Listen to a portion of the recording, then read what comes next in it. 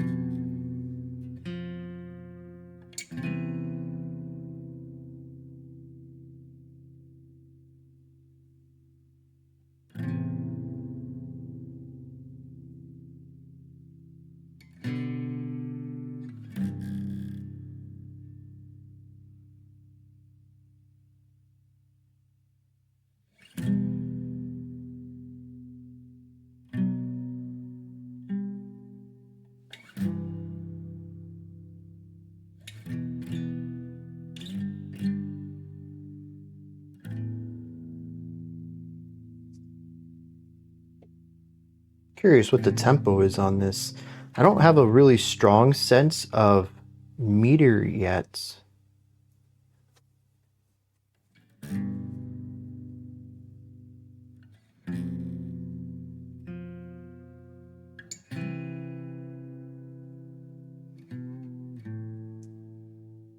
Looking at about 36 BPMs.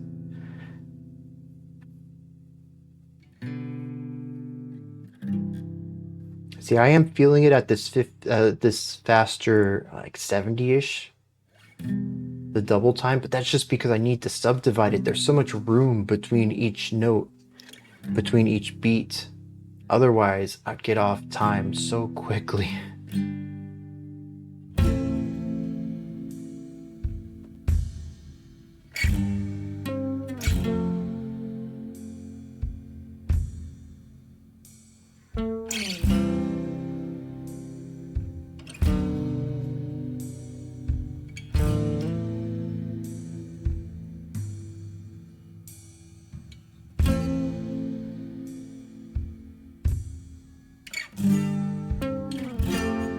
And here we've bumped it up to about 44, unless of course you're following along with this.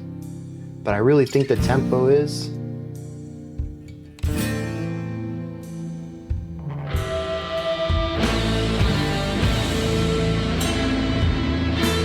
And that's 44, that's a slow slow meter. Or tempo, sorry, meter's 4/4.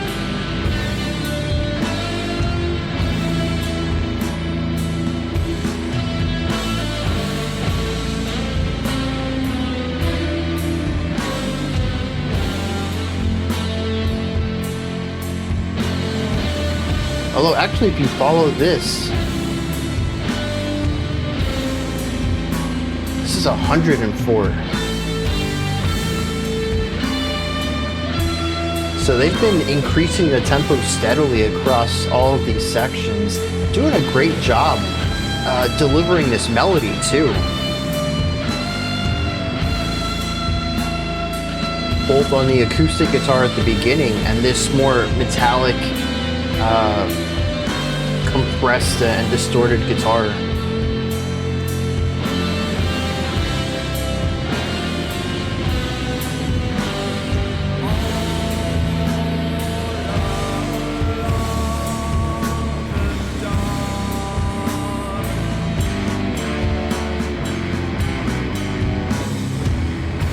Yeah, it's got a bit of a psychedelic edge to it as well. It's interesting.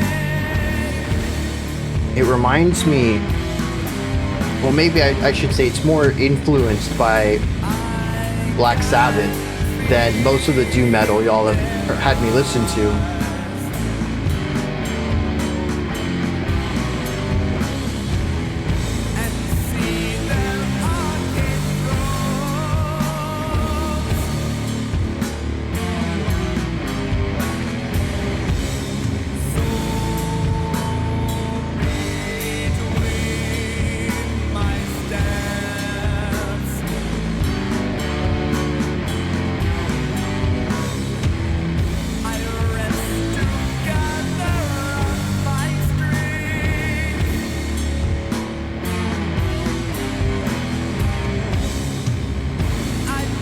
Really interesting accent pattern on this too.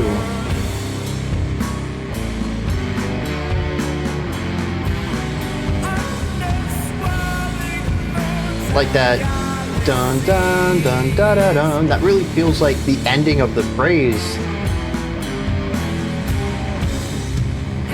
But it's not. There's 2 beats after that.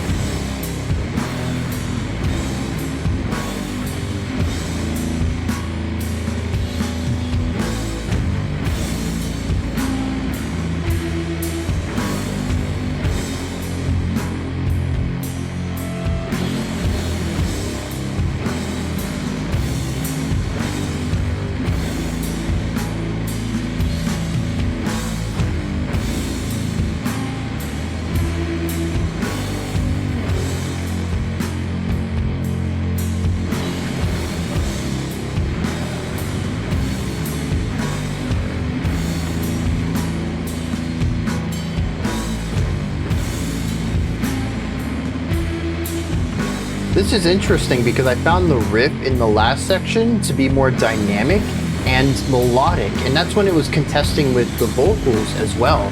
There's a little bit of counterpoint there, and here without the vocals we've simplified it. It really feels like that should be the inverse. A lot of high pitch frequencies, possibly a little bit of feedback in here.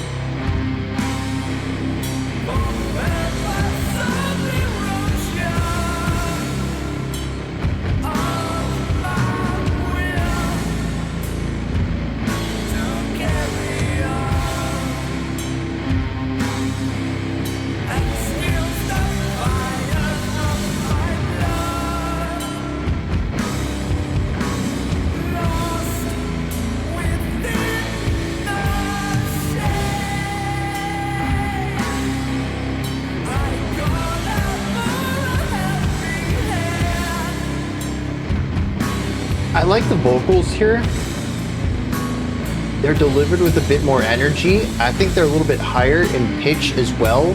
And it feels like rising out of the muck, the weight of the instrumentation, rather than being stuck within it.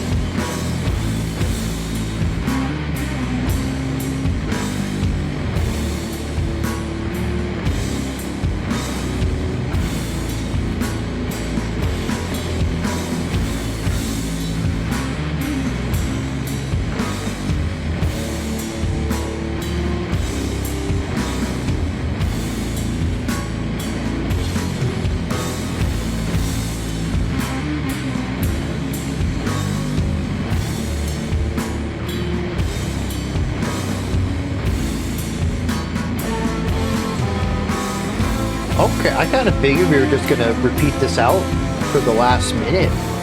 I am glad we're getting a little bit of an extra melody on top of this. Well, I suppose it's more of a harmonic variation, but still, it's something more.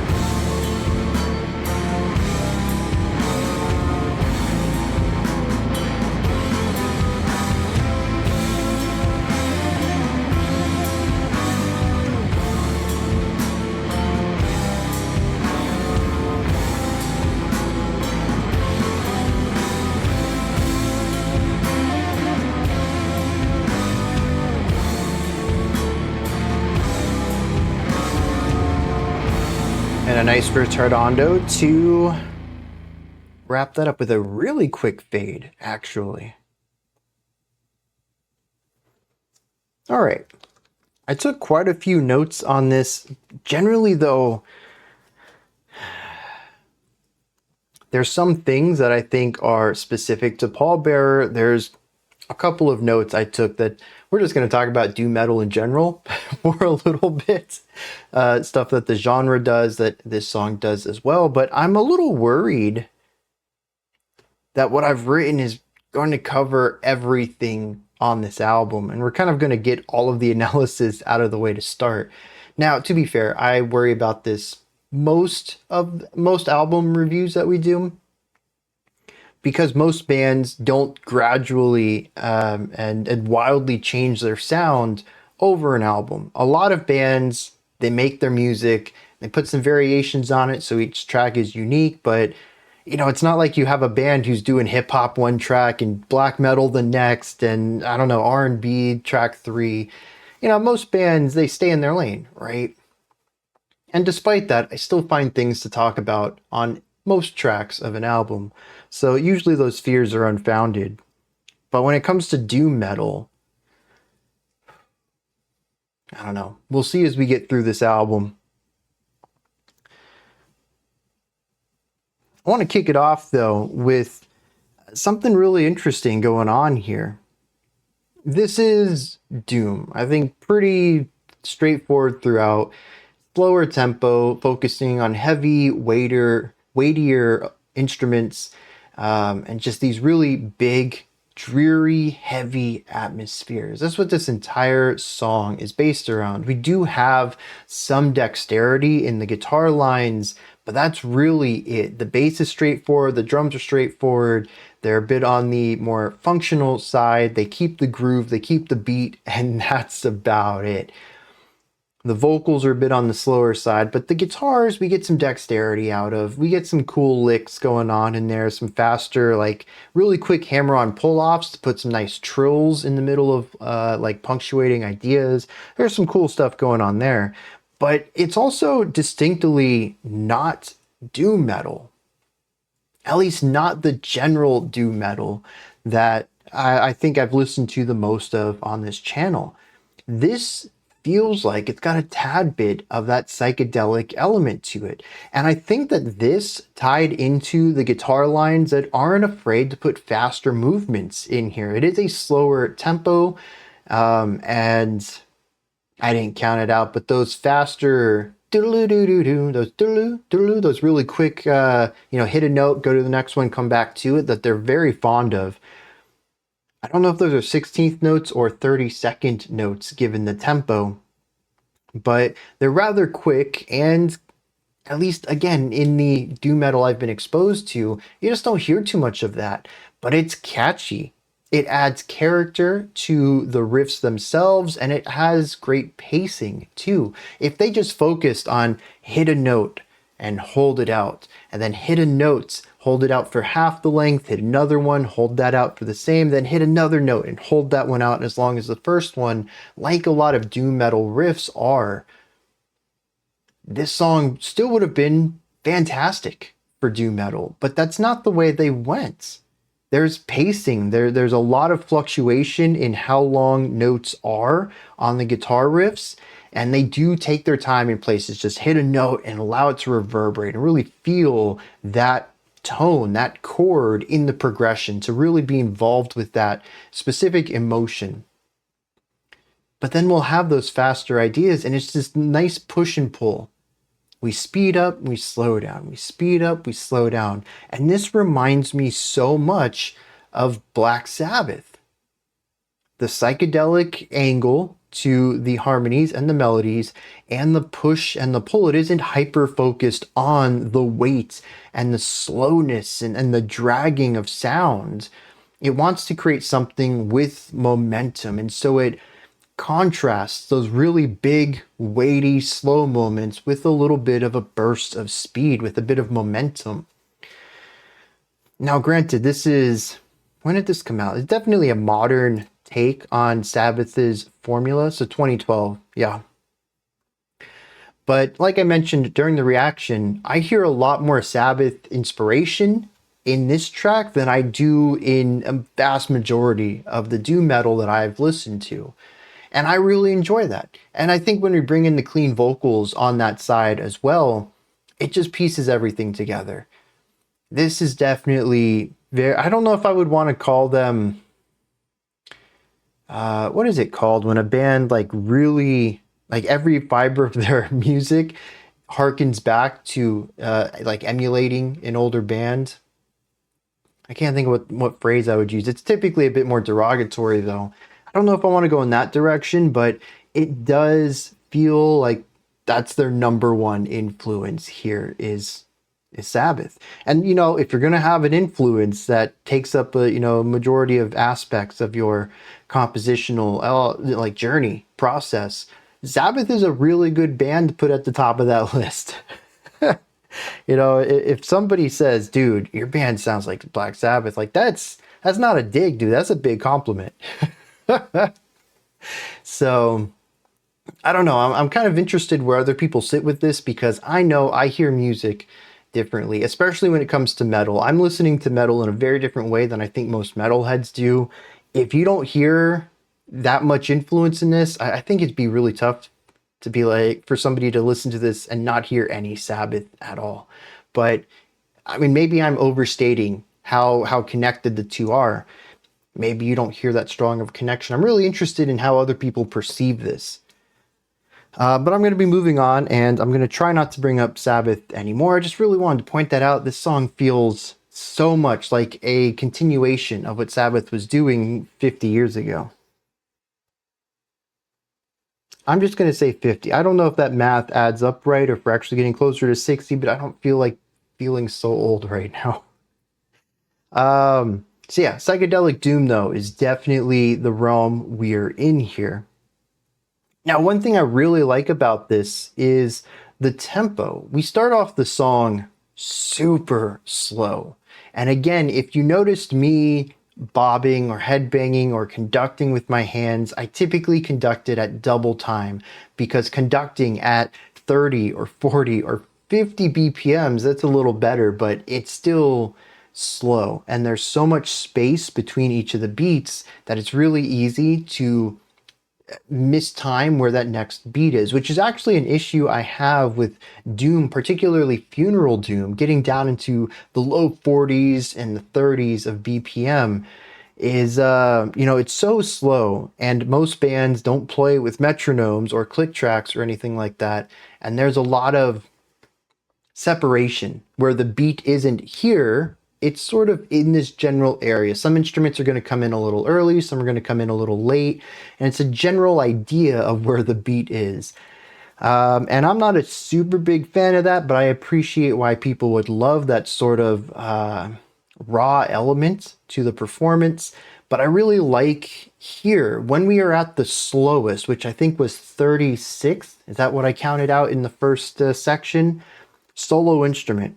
Doesn't matter if you speed up or slow down a little bit, you're setting your own tempo. No one else is playing alongside that. It works.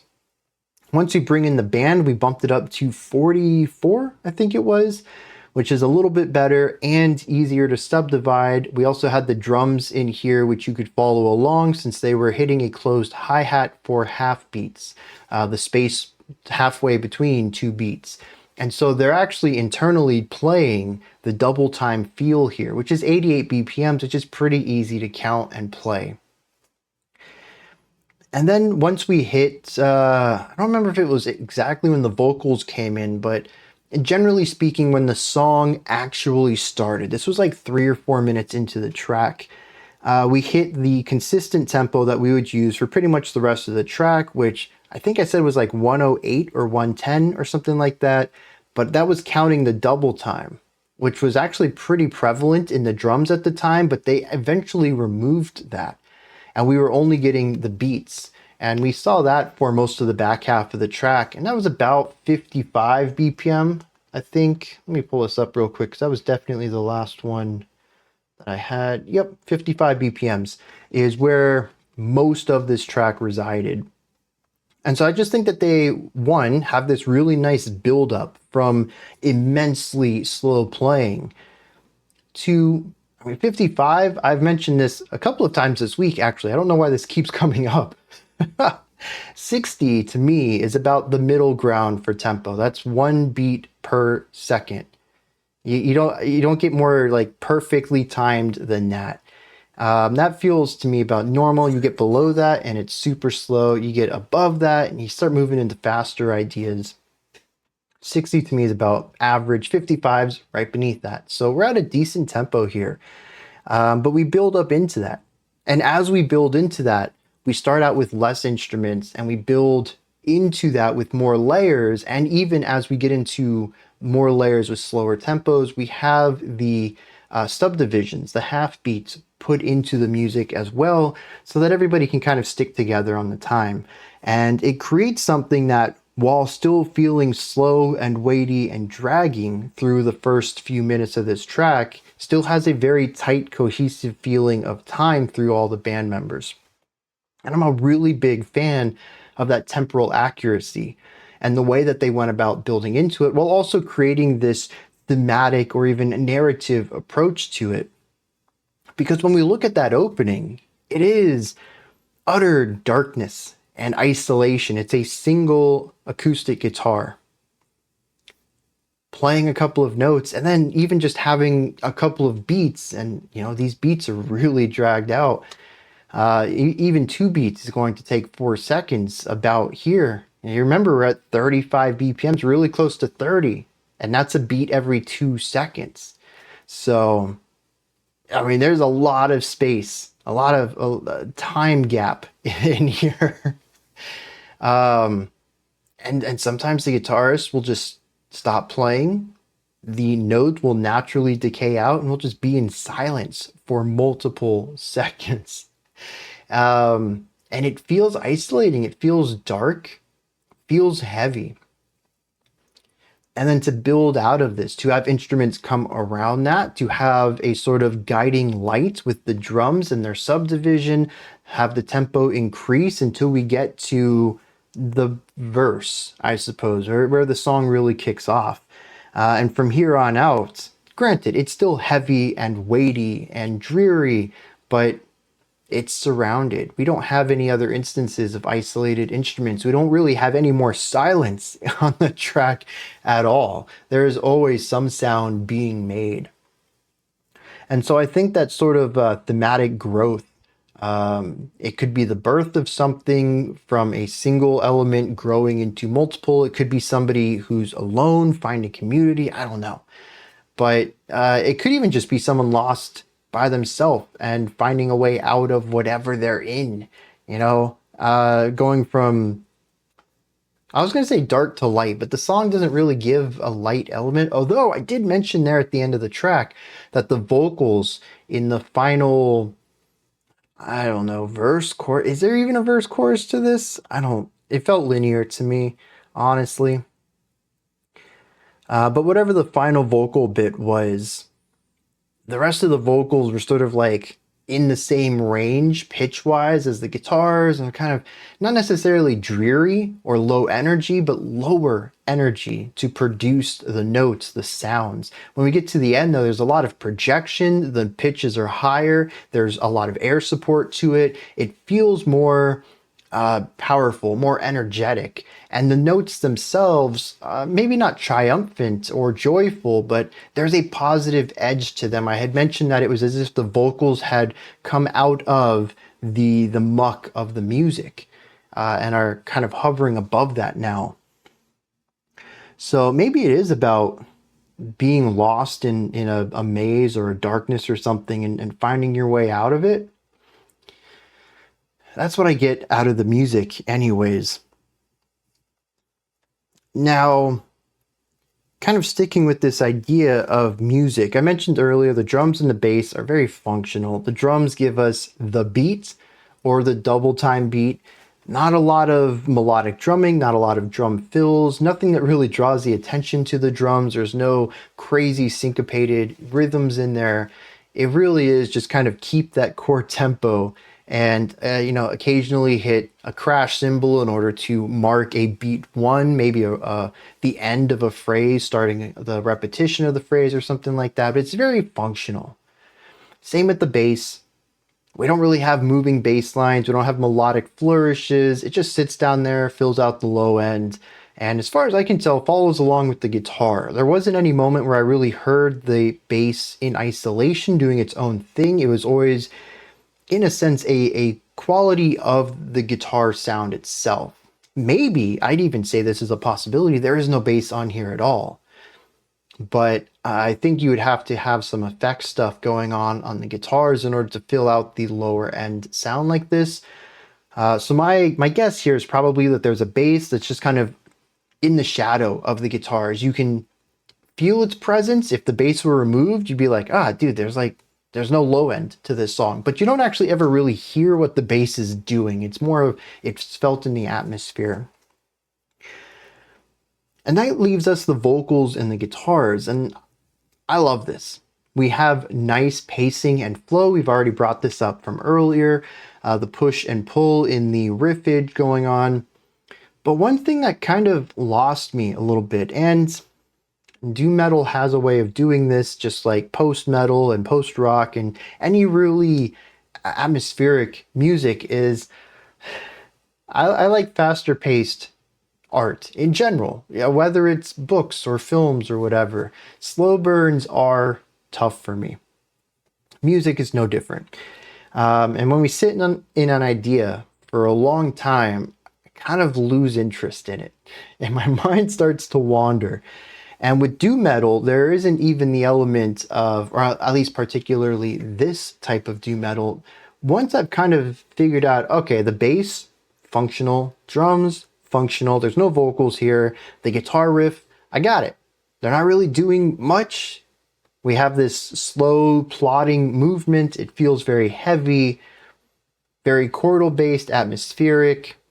And then there is a moving part every, 15 or 20 seconds, a little lick to wrap the idea up. And we do that 4 times through.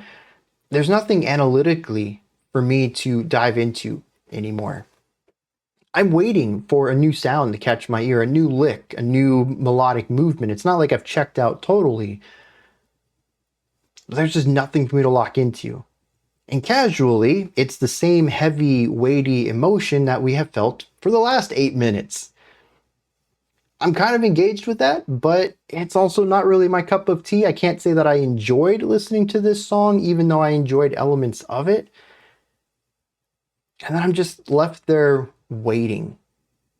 Okay, after this repetition, surely that 15, 20 second section passes, and then we repeat it again And I'm just thinking to myself, well, here we go, 4 more times through. And I know that's another, 40 to 60 seconds that I'm just going to be sitting here waiting. And I know that's not everyone's relationship to music like this, but that is a little bit of insight into my mind, particularly in this situation. Because I'll tell you, I don't always listen to music like this, in this type of process, but having the camera in front of me, taking notes, actively listening, I think even the lights probably also check some things in my mind and has certain synapses firing off. I don't know. But in this situation, it's really hard for me to slip into a more casual style of listening. But with this analytical one, it really is like there's like 20-30% of me listening to it for enjoyment, and the rest of it is like notes, analysis. What is this doing? How can I explain this later?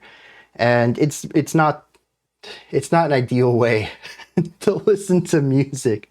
But it is fun. It kind of treats it like a puzzle in a sense. And unfortunately, when puzzles get boring, when you're just waiting for the next piece to drop after you've put all the pieces together, you're just kind of waiting. And this song did that to me a couple of times. There are some sections that I think are really designed for you to feel the weight of the song, for you to really understand how heavy it is and the emotional components of it, which is pretty common in this type of music, whatever kind of atmospheric music. That's, like I said, noise, post, doom, anything that's really atmospheric based.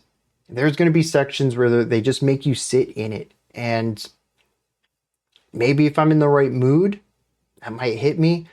But I mean, even casually, I don't know that I would put something like this on. Not to say that I'm not enjoying myself with this. I do like the licks. I like the melodies. But there are moments, I think it was about minute 8 or 9 into the song, when I brought this specific issue up where this hit me. During the verse, we have the vocals and the guitars, and they're both doing things. Now, I think like 60 or 70% of the guitar riff is the same, cycle to cycle. Like the first chunk is always identical, but the finale isn't. And I had actually like sung out the lick that came at one point because I wanted to talk specifically about the melodic flow of that idea. And then when it came around the next time, it was a similar but different punctuating riff. And so there is an element of linearity to this, but also having the guitars having movement alongside the vocal melody creates pockets of counterpoint in here, two simultaneous different melodies.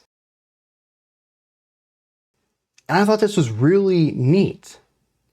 And it got me excited. Hey, the vocals are probably going to dip out eventually. Doom is really atmospheric, very instrumental. When they dip out, the guitars are going to carry this. Except when the vocals did eventually dip out, like I said, around minute 8 or 9, I think, the guitars also removed any linear melodic elements and stuck with just the chord progression and went to a very simple style of riffage. And I found that to be very backwards. You would figure that with the vocals being melodic, they would save the melodic riffs for when the vocals left, a role exchange. The vocals are no longer the lead melody, they've been removed, we're going to give that role to the guitars now. But they didn't. They had a very dynamic, layered section and then an empty section. And maybe there's something artistic to be read in that. Unlike the general movement of the song that I kind of had this cool thematic element to from earlier in the video, I don't have a read on this. Maybe this is part of the maze metaphor, where this person feels like they're making progress only to find that they are back in the center of the maze and feeling some sort of despair. And this is a metaphorical maze too. It could be an emotional maze. But I did find that to be a point in the song when my hopes kind of dropped and I was like, oh, geez. And that was about the time that after 4 repetitions through, I was ready for it to move on, and it didn't. And I knew I was in for 4 more repetitions of less guitar movements, hyper-focused on atmosphere here. that kind of made my heart sink a little bit. And I was excited when the vocals came back in, but this was also very well done too, because this was when the vocals really went up in energy and pitch, and it felt like they had arisen out of the sounds. So maybe that was actually what the story's supposed to be there, that we needed that moment of dark, heavy dreariness so that we could have this this peak coming in after it. But yeah, their pacing, while I enjoy the individual riff pacing throughout some of this, and the general pacing throughout the beginning of the track was really well done, the pacing isn't perfect. And there are a couple of segments in here where I was just thinking, all right, let's do something. Wrap this idea up, move to another, put a layer on it. Let's add a little something. And that's why I was really surprised there at the end with a minute to go, and they put that extra harmony on top of the guitar riff. Because I figured, given what we had just listened to, they were just going to put that repeat on cycle for the last minute and call it a day. And they didn't. They gave us a variation on that.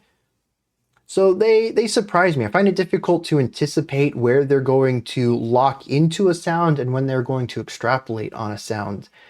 And that keeps me on my toes. So I'm appreciating that from one perspective.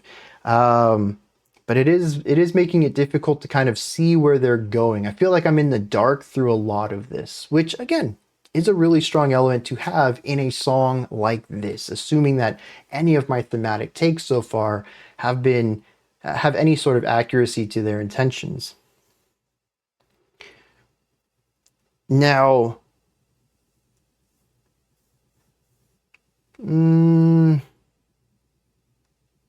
okay. I did write something about the size of the sounds and textures and guitar tones, but I think I'm actually going to bring that up next song, because I got a pretty good hunch that it's going to continue on through the next couple of tracks. I can bring this topic up whenever, and I do want to get the next song rolling. But this song does have some very interesting and strange accent patterns. It locked in as we got further into the track, which kind of lines up with this whole thing of a puzzle or a maze, getting more acquainted with it as you go through it, making the song feel more steady and reliable as we get through towards the end. But that first section was really strange. We had a downbeat on one, very clear moment. Then the next downbeat, I don't know where it was. And then we had several back-to-back, like 3 to 4. And this fluctuated from time to time. Sometimes I counted 3, sometimes I counted 4. Back-to-back accents. Very strange for doom metal, which likes to put a lot of space between their accents. From here, we generally put in a moving melodic lick. This is the little punctuating idea at the end of the guitar riff, except we don't get it at the end of the guitar riff. We get it about 70% into the phrase, and then there is 2 to 3 beats of just like low end, hitting the root note of the chord over and over and over into beat 1. The pulse of attacks in the middle is odd in general, but it's also an odd number sometimes. It doesn't always start on 1. I think when we had the 4s, it was 1, 2, 3, 4. But when we had the group of 3, it was 2, 3, 4. And so we actually don't get that initial hit on 1, which throws off my pacing because I'm expecting that downbeat to be on 1. That's just a very natural place to put an accented beat. But then we have this nice flourish that almost any other band in the world would use to wrap up, to take us out of this phrase, and as we're wrapping it up, to pull us back to the repetition, to help pull us back to the beginning of the phrase. That's just guitar riffage 101. The first 75% is the vibe, and the last 25% is the moving idea. And that's why I call it the punctuating phrase. It's how you wrap this sentence up. You put your punctuation on it, and then you go back. And they don't. It's like putting your exclamation mark a couple of words before the end of your sentence. And that's what it feels like to me. It always, I hear it, I expect it to be over, and then it isn't. There's a couple more beats, and then we actually get to start over. And it actually threw me off for quite some time. Right, a tough element feeling out the time signature in this section and sort of the phrasing in general. It took me quite a few repetitions before I realized, oh, dude, we're just in 4/4. There's no weird extensions. We're not working with like groups of like 3/3/3/6 or anything like that, where there's these extra 3 beats at the end of what I expect to just be a normal bar. No, it's just 4/4. And they're sort of just ending it a couple of beats early and then just meandering until they can hit that first, beat one of the first bar again. It's an interesting idea. And I don't think it had a lot of great flow to it, but they didn't stick with it for too long either. Only a couple of minutes, which in the grand scheme of things is not that long in a case like this. And so much of it feels like, oh, that's just the intro stuff. They eventually lock into a phrasing that makes more sense, where the punctuating idea is actually in the final beats of the phrase, and then we go back to the beginning. So I don't know, maybe it just lines up with this idea of feeling lost, because I definitely felt lost there, being in a maze and trying to get through it. That's generally what this song says to me. And it does so with these semi-psychedelic chord progressions, very dark, looming, heavy atmospheres, and oh yeah, shifting focus from dense and layered to empty and simple. I'm gonna hit some lyrics on this one, and then we'll push forward into, interestingly, the shortest song on the album. They just put those back to back, huh? So I think I can pull some of what I got out of the music into the lyrical element, but it's the inverse. A lot of the song, to me, it felt like breaking free. Starting small, growing, making the music less complicated, and then having this elevated vocal part. It all felt like trying to make sense of something and achieving more clarity over time. And so I kind of took that to be more of a positive messaging overall, whatever that messaging ended up being. But it's kind of the opposite. There's not a lot of lines here. I'm probably just going to end up reading them all. But it describes somebody who slowly loses themselves, and by the end, they are screaming for help, any help that they can get.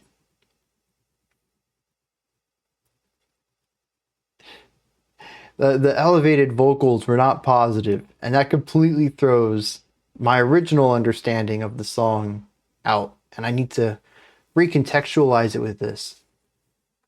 It says, all along the dark and forbidden way, I can feel their eyes and see their arcane thrones. So between my steps, I rest to gather up my strength. I must keep pushing onward under swirling moons and galaxies in the presence of ancients beckoning to me. I fear to be their conduit and lose myself in the shadow. So we have a feeling of traversing a dark area that most people do not see. It is a forbidden path, as stated.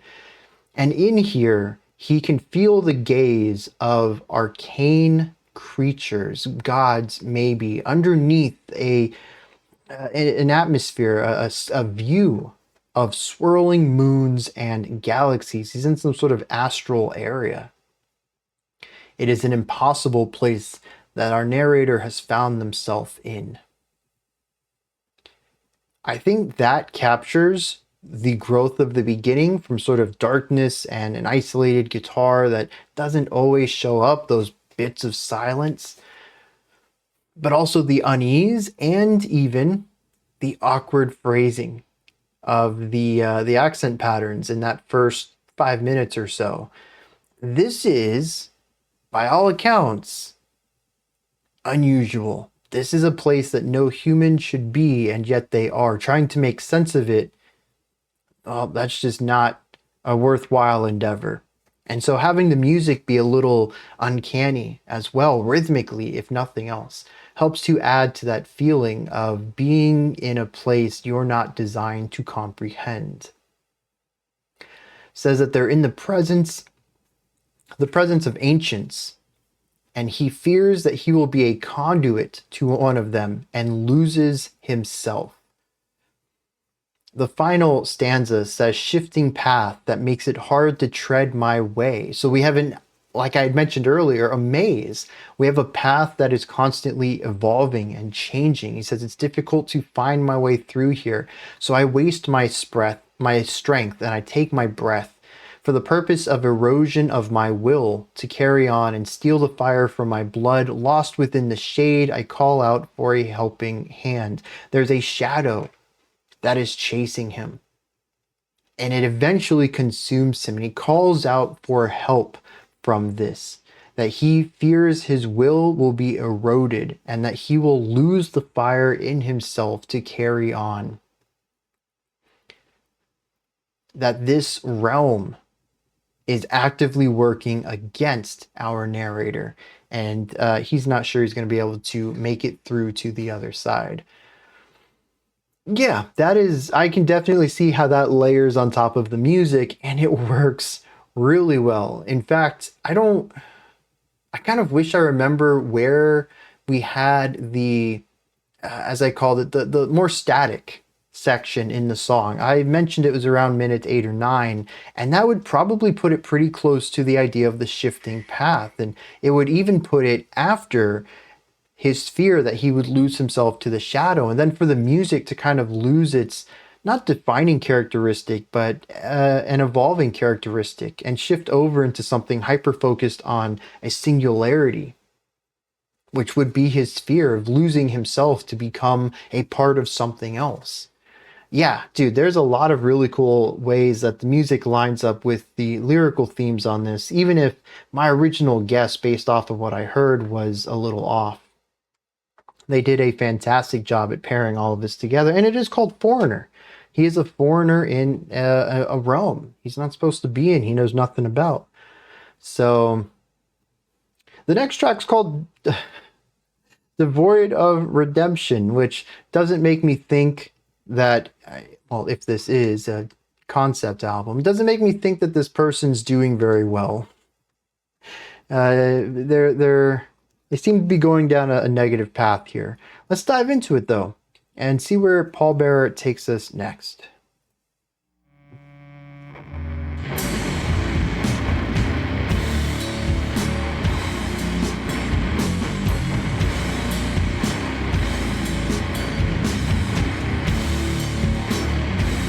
We have that accent on 4, 1, 4. We do have movement on beats 3 and 4 of that second bar, but not really another accent point. Those are only given in the first bar.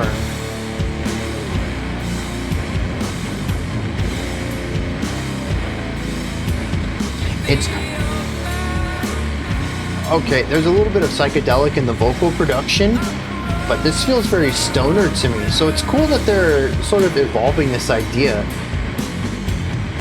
And a lot of that's over riffage, because sonically, this sounds the same as the first song. The guitars are still massive, the drums and bass are still functional.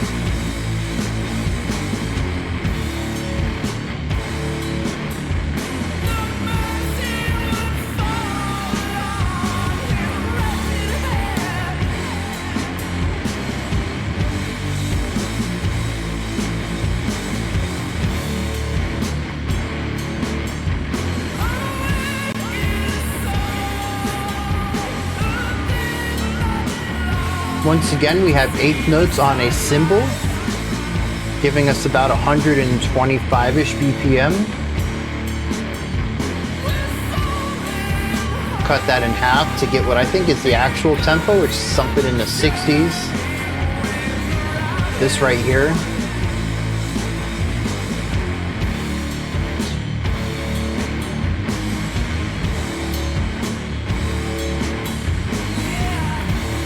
It's just easier to go along with the eighth notes.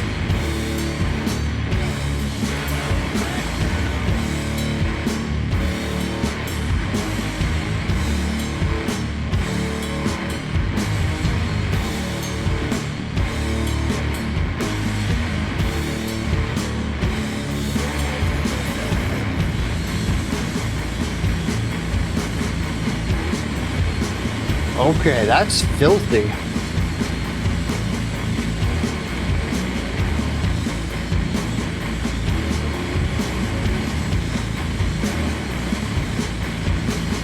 I can't even really make out the pitches. I can hear changing of pitch, but not really the... Yeah, dude, I'd have a tough time picking that up by ear.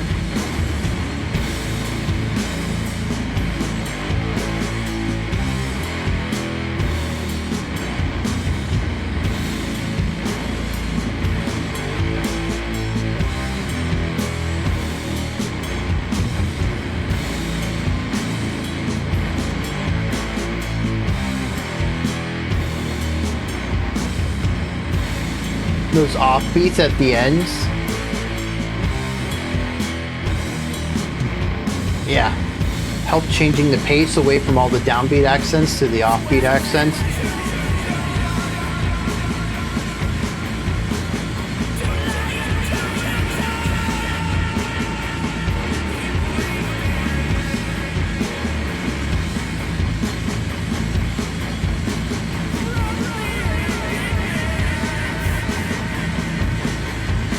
The delay with the reverb, very psychedelic.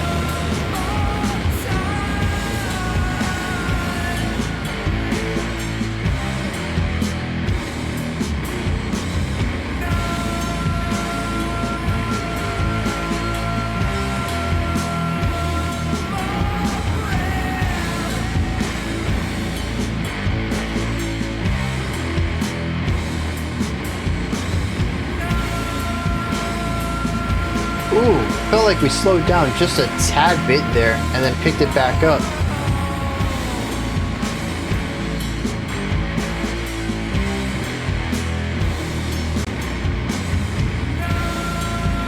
Yeah, we do. Is that every bar or every phrase?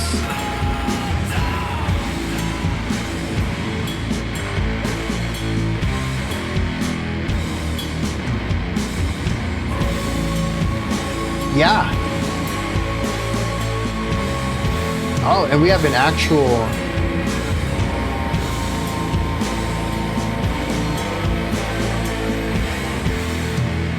retardando.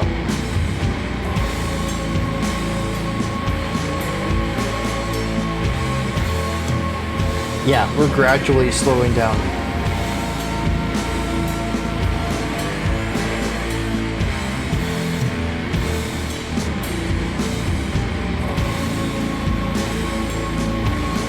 Is it gradual, or are we shifting every couple of bars?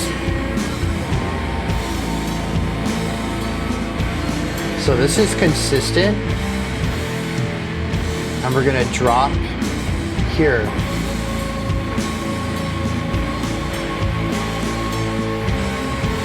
It's tough to tell, especially since they were already a bit loose with the time as it was.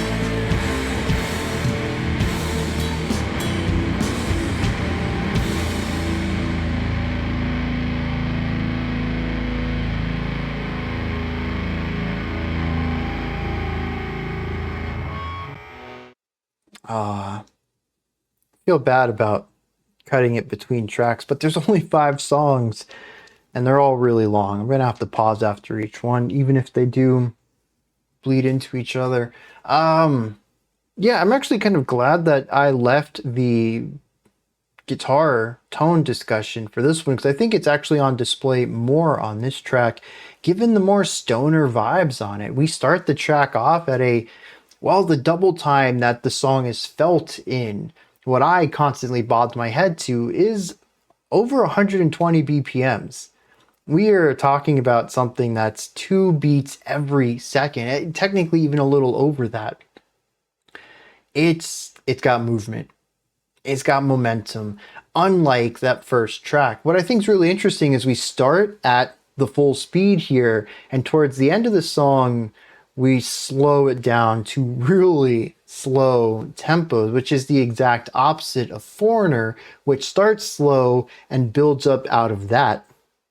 Not just moving out of slower tempos into faster ones, but also incorporating the double time feel into the music after we've introduced these slower ones. Here we start at the double time and slowly push into stuff that feels more like the accurate tempo for it, while also diminishing that tempo as we proceed through the outro. It's actually a really perfect inverse to track 1 as far as that's all focused on. But alongside this faster tempo and faster time feel in general, we also have these massive guitars. And much like the first track, the beginning of a phrase typically is a bit slower, have a few notes, and then the back half of the phrase has more notes, a way of wrapping things up and pulling us back to the beginning of the riff or the phrase. These instruments are humongous. Like I said, the bass is filling out the low end. Once again, in this track, I didn't really hear any unique or standout bass licks. It really is just a low end vibe for me. The drums continue to be rather functional, although I did enjoy some of the nice, I don't know if I could call them drum fills because they're not very extravagant, but they are a little bit extra, a little bit more than what the drum pattern typically is, and sort of in a way like the guitars are doing, not functional, a punctuating idea at the end of a pattern.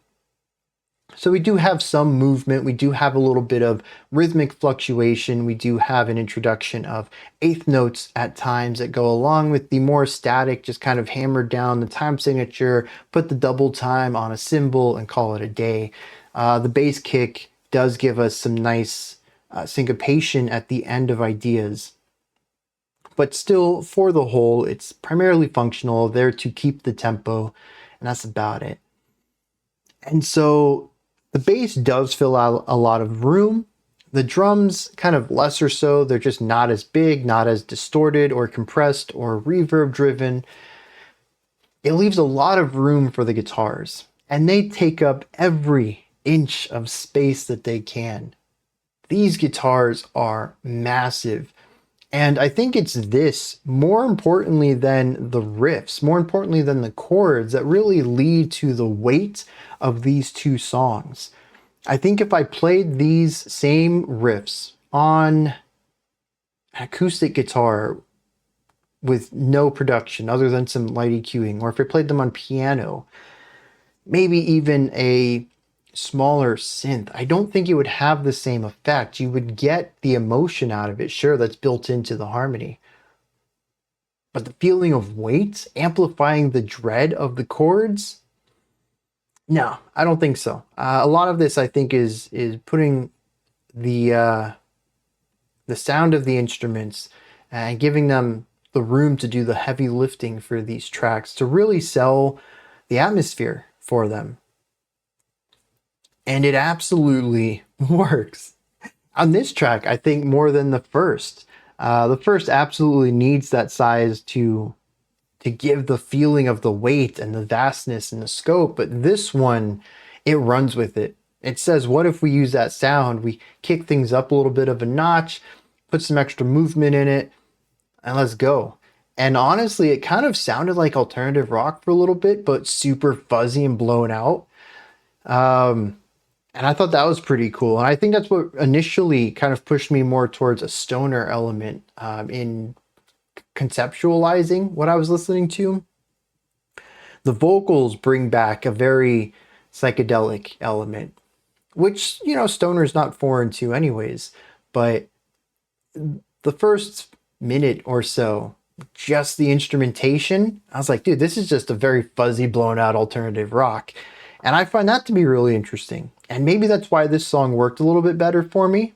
Although the tempo and general pacing and quickness of moving between ideas kept my attention quite a bit more than some of the slower parts of track one.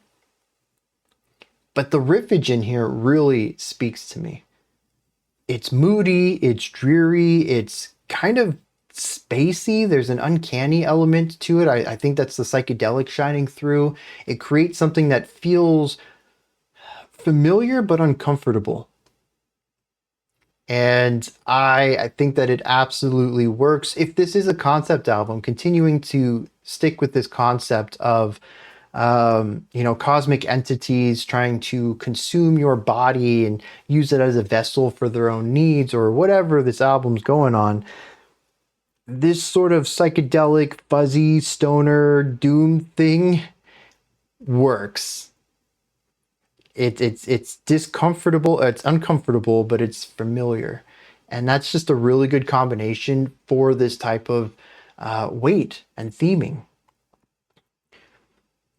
And so, just kind of bring this back, the sound and size of the guitars is, I think, so integral to these songs working. But I think the other thing is the melodic qualities too. When I think about the vocals, when I think about the guitar licks, they drive so much of this song forward and they give that little bit of extra coloring, that little bit of extra character. Like I had mentioned in the last analysis segment, I do think that, well, at least particularly in that song, they probably could have got away with just chords and called it a day. And, comparatively, if we could have known that both of these versions existed in hypothetically different parallel universes and we could hear both versions of these, I think objectively, this one with more movement would be better. But if we wouldn't know that there's another one, I honestly think it still would have been received well, assuming it was received well. But I don't think it would have really changed people's opinion about it. But it's those little melodic licks, it's the little elements that absolutely elevate the song, that put that little bit of extra spice on it.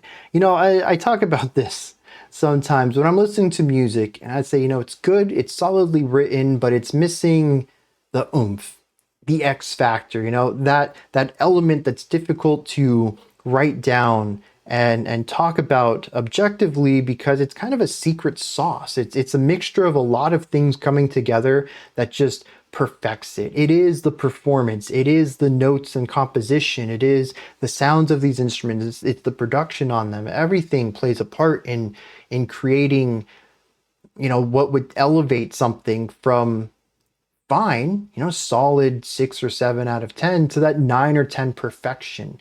It is why not anybody can just write a pop track. There's so much to it that you really need everything to be working to get that the infectiousness of it, the memorability. It's a bunch of little tiny things. It's success by 1,000 cuts, which is the dumbest thing I think I've ever said.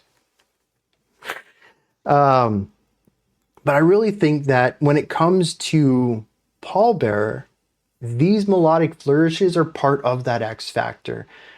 It is one of the moments where I can finally say this is something that elevates it, that without this, it would still be solid, but it wouldn't be this good.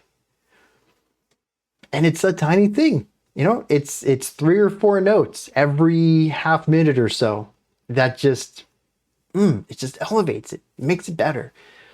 And Devoid of Redemption, track 2, is full of this. It takes this driving, more momentous riff writing to the max. It never really backs down from it.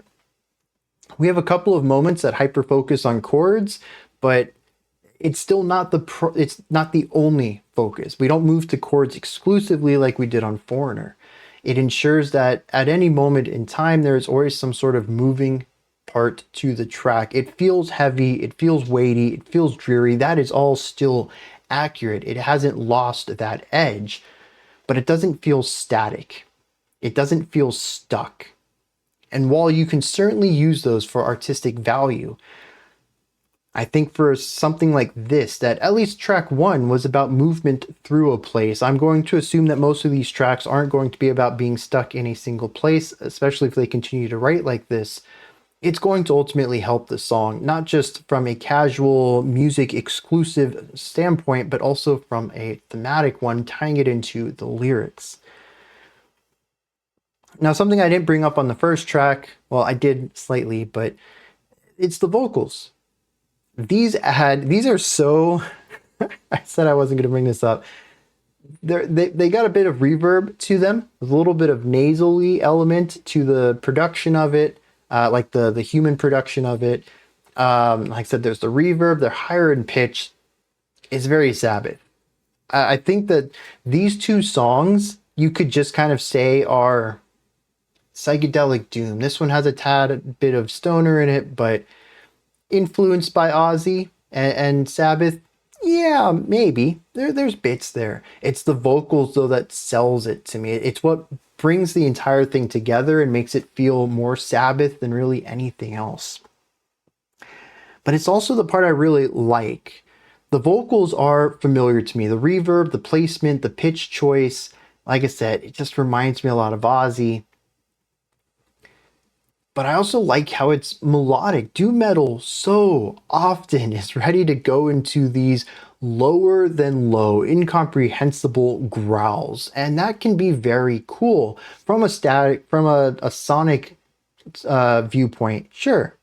You know, how are they making this sound? That's inhuman, fascinating.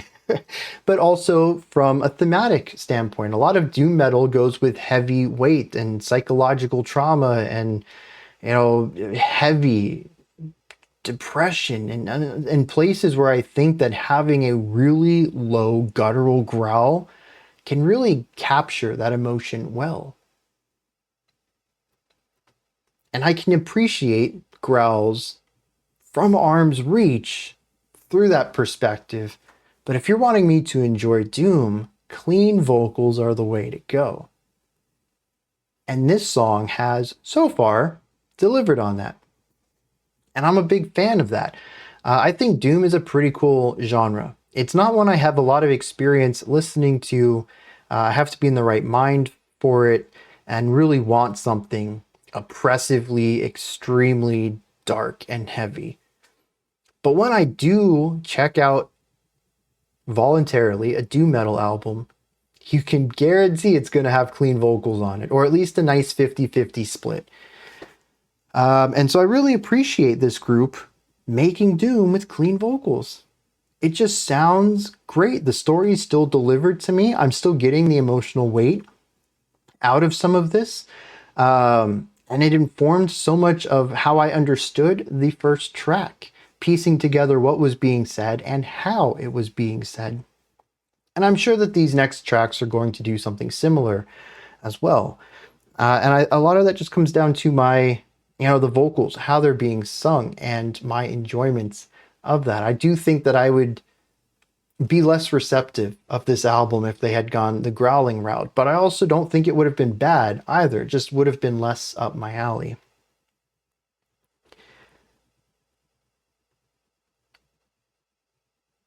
And I think that's about it for this one.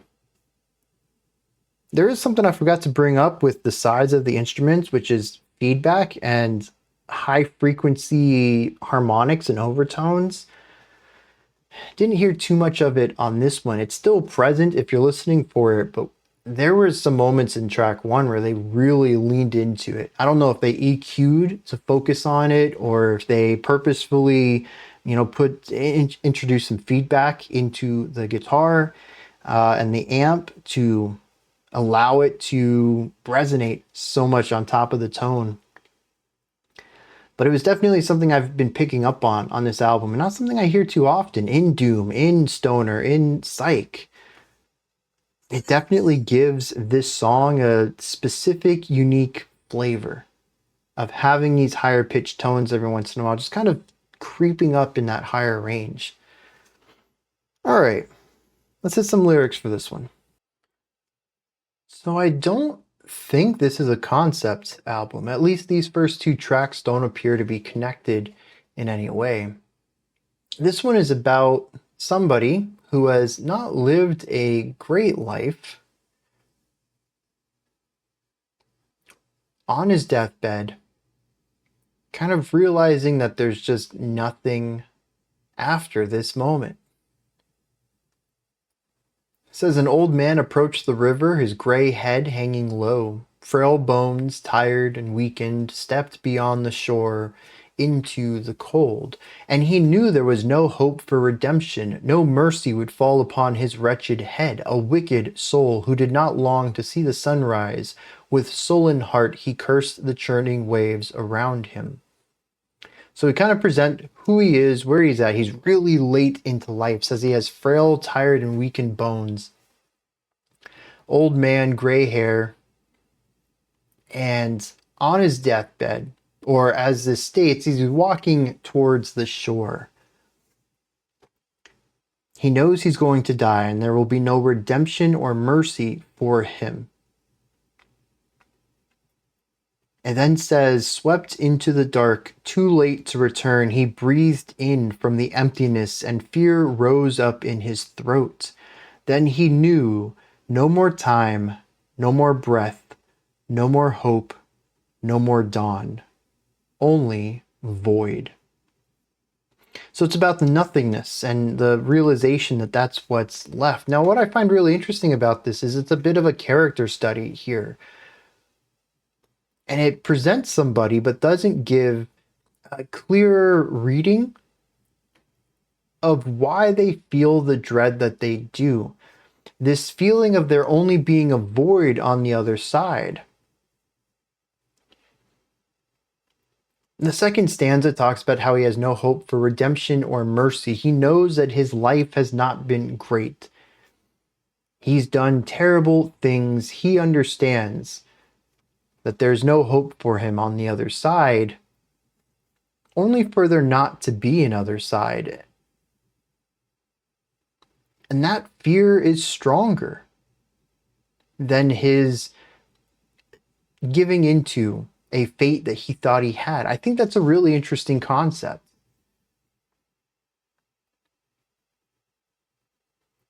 But another reason that he might be afraid of this void is simply the idea of non-existence.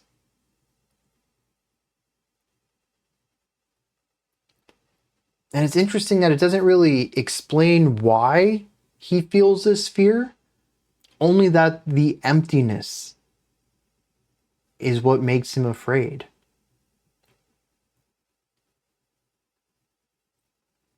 And I like that.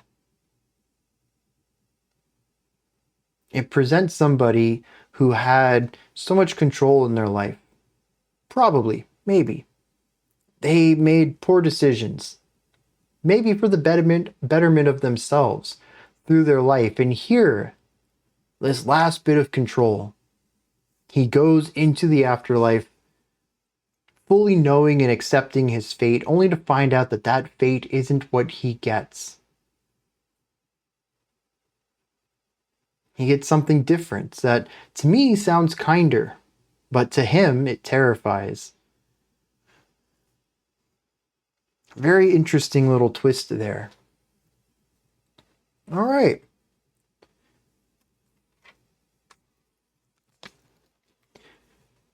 Let's dive into this next one, The Legend.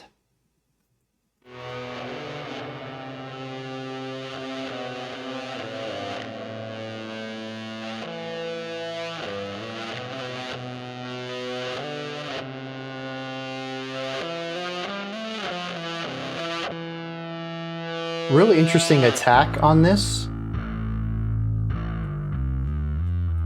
You know, I've been talking about wanting more bass. Here we go.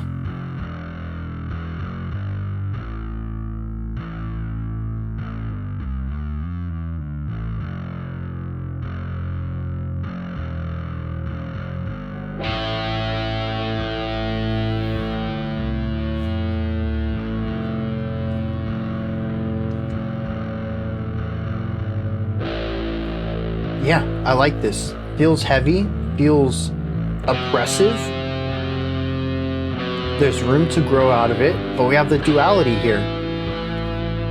Two moving parts.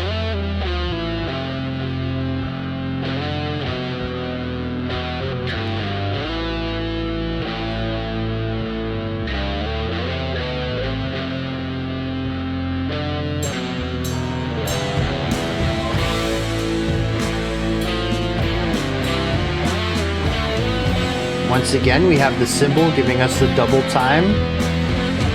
Here is the, what I believe is the tempo, but if we listen to the cymbal,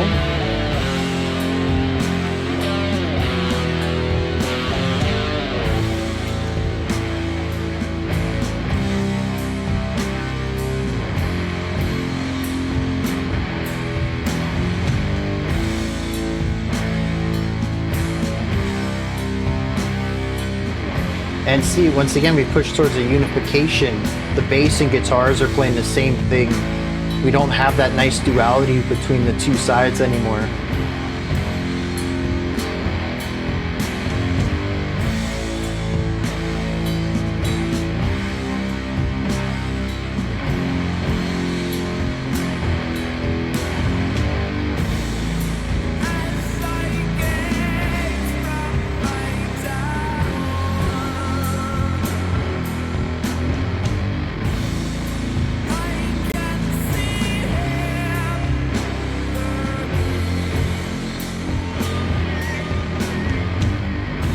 Ooh.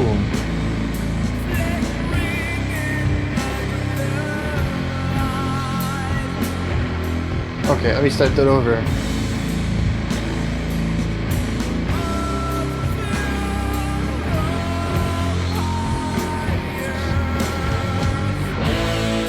That's such a weird phrasing.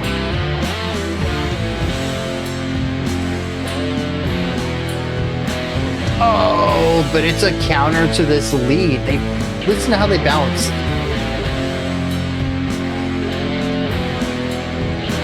Okay, they didn't do it that time.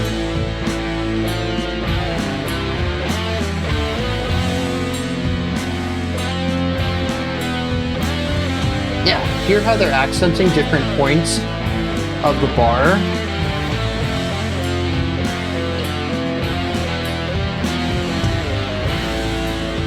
Yeah, it's like we got the main line and then the flourish part that dances around it, but we got the flourish first, which felt weird without the bass idea to reflect off of.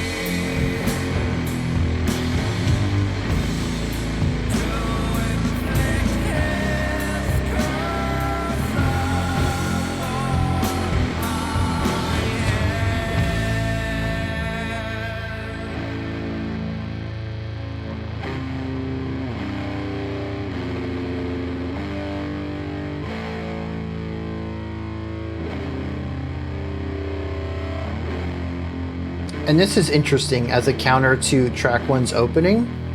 A single guitar, but wide, fuzzy, lots of overtone. We have that hum just of the feedback in there.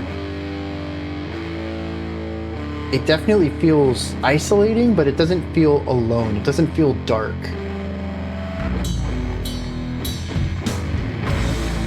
I mean, there's no silence in that at all. There is always some sort of overtone coming in off of that guitar.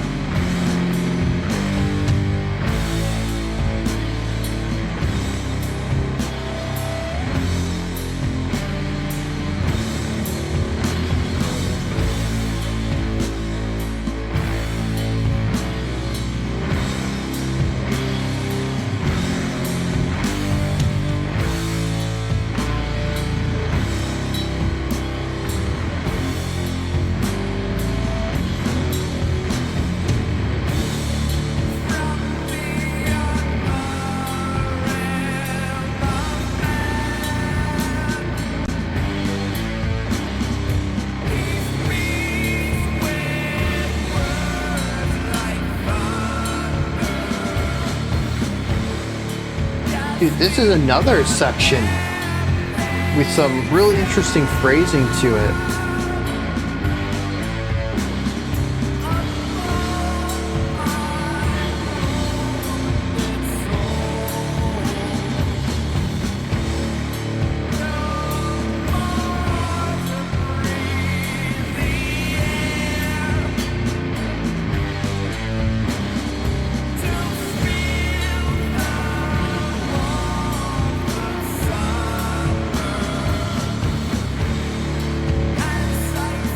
It's another one that feels like it ends. We reach the end of the melodic phrase. And then there's 2 notes left, so let's just fill it in.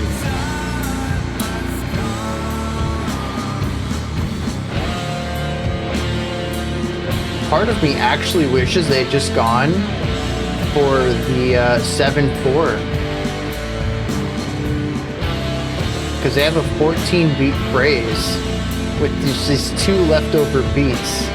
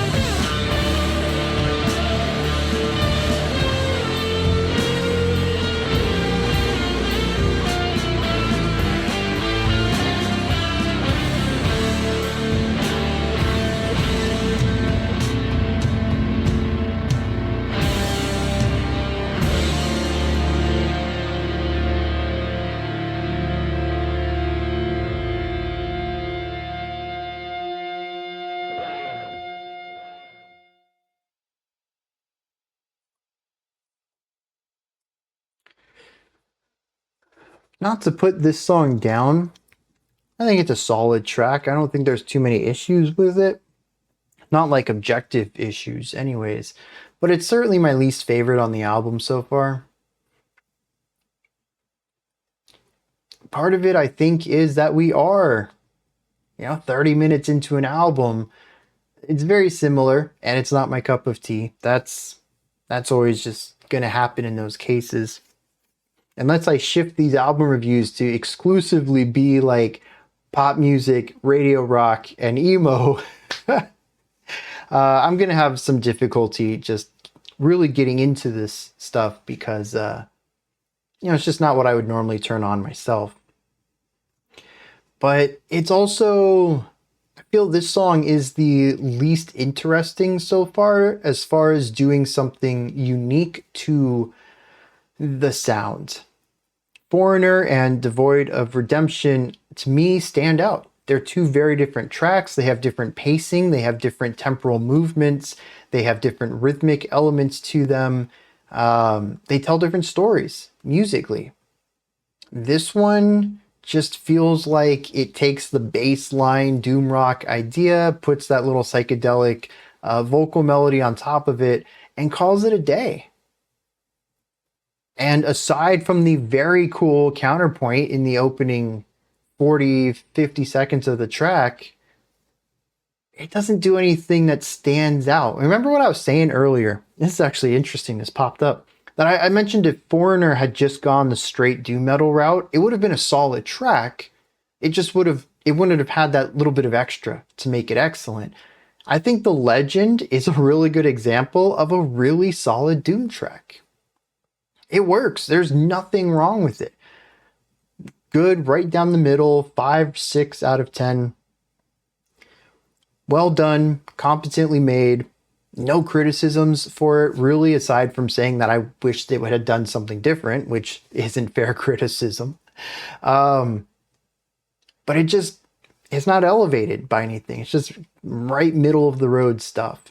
So, when I say that it's not my favorite, that's the weakest on the album so far, that's not to say it's bad. The other two songs have just set the bar higher, and this one is a little under it. But that doesn't mean it's completely devoid of interesting things, though I do think this is going to be the shortest analysis segment so far. We do have some really cool counterpoint. We kick off the track with some bass and guitar counterpoint. This was lovely. I kind of wish this had stuck around on some level. The bass getting a chance to shine. Once again, not necessarily a criticism, an observation I've made is that the bass is rather functional on this album. After I've said that twice, the bassist comes in and is like, hey, I got a lead part. Listen to this. And we kick the song off with bass and then bounce a guitar idea around that. And this is beautiful conversation between these two instruments. What's really interesting is that as we get into, I'm going to call it the first verse, but having read the lyrics to the other two tracks, we don't really have a verse-chorus structure on this. We don't have any choruses at all. And when I think to the music, it is cyclical, but it's linear. I don't really feel that there's an easy way, this is A-B structure. It's sort of like we do this thing and maybe we'll modify it a little bit and then we'll do a different thing that's similar but not the same and we'll modify that a little bit. And it's this slow, gradual, minute evolution of sounds. That's not to say that these songs are totally static, but they're not as widely evolving as, say, progressive metal would. And this track, I think, was the most static of the three that we've heard so far as well. So we have that element to kind of talk about too.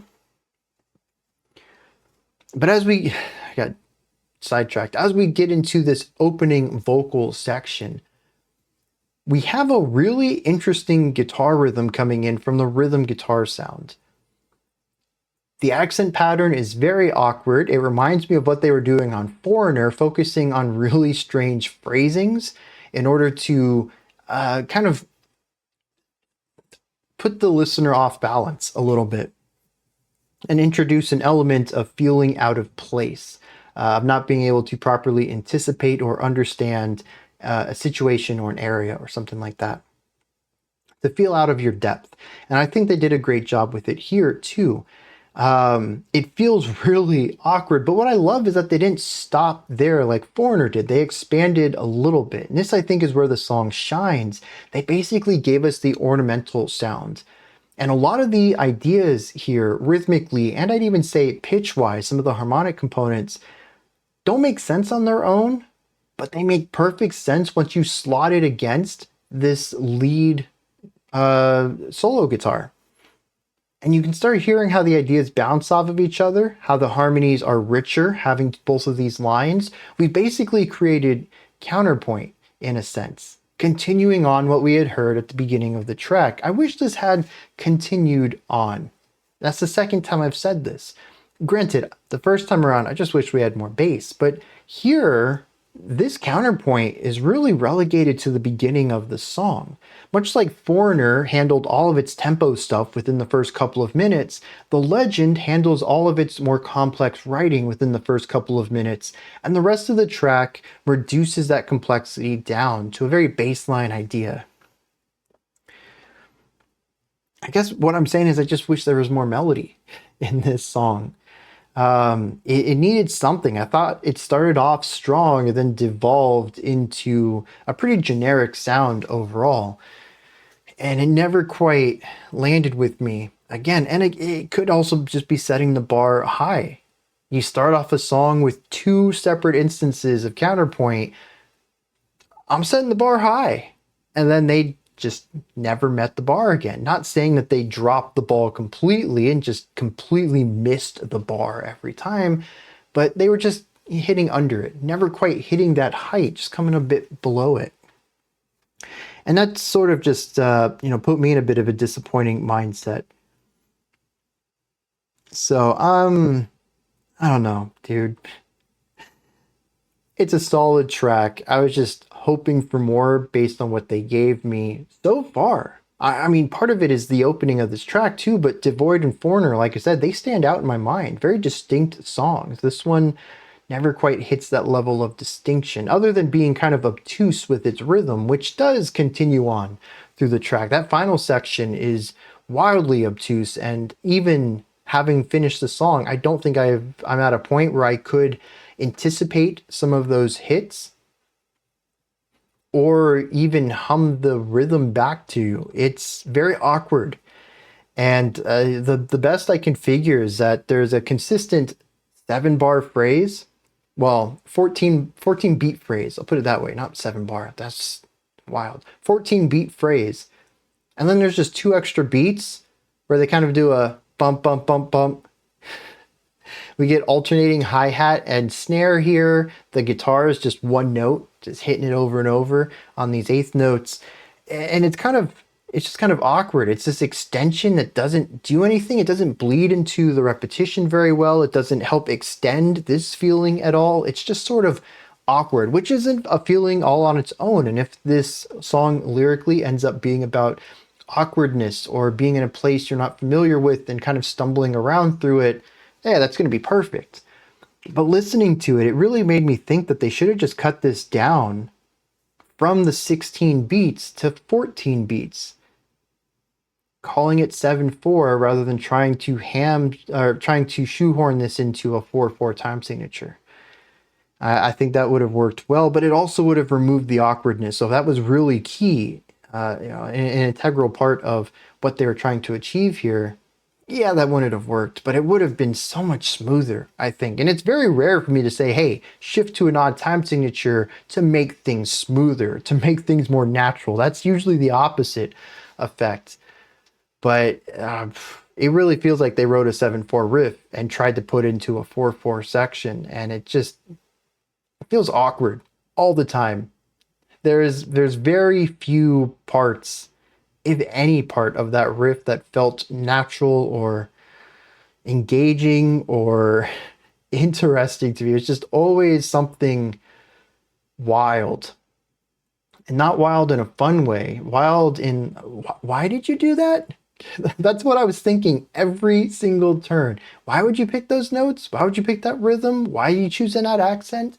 And it's not bad either. They shift from downbeats to offbeats. They stick on the offbeats for a while, come back to the downbeat. That's actually a very cool idea, and it's done fairly often. It's not super common, but it's not uncommon either. And they do it within the phrase too, which is pretty cool, because most bands will do downbeats for the first half, offbeats for the second half, and when you restart the lick, you're going to come back to the downbeats. It creates this nice halfway division, and it works really well in, well, odd time signatures, where you need to cut out half of a beat, so you do that between a consistent accent pattern, and that's going to shift it to the other side of the rhythm.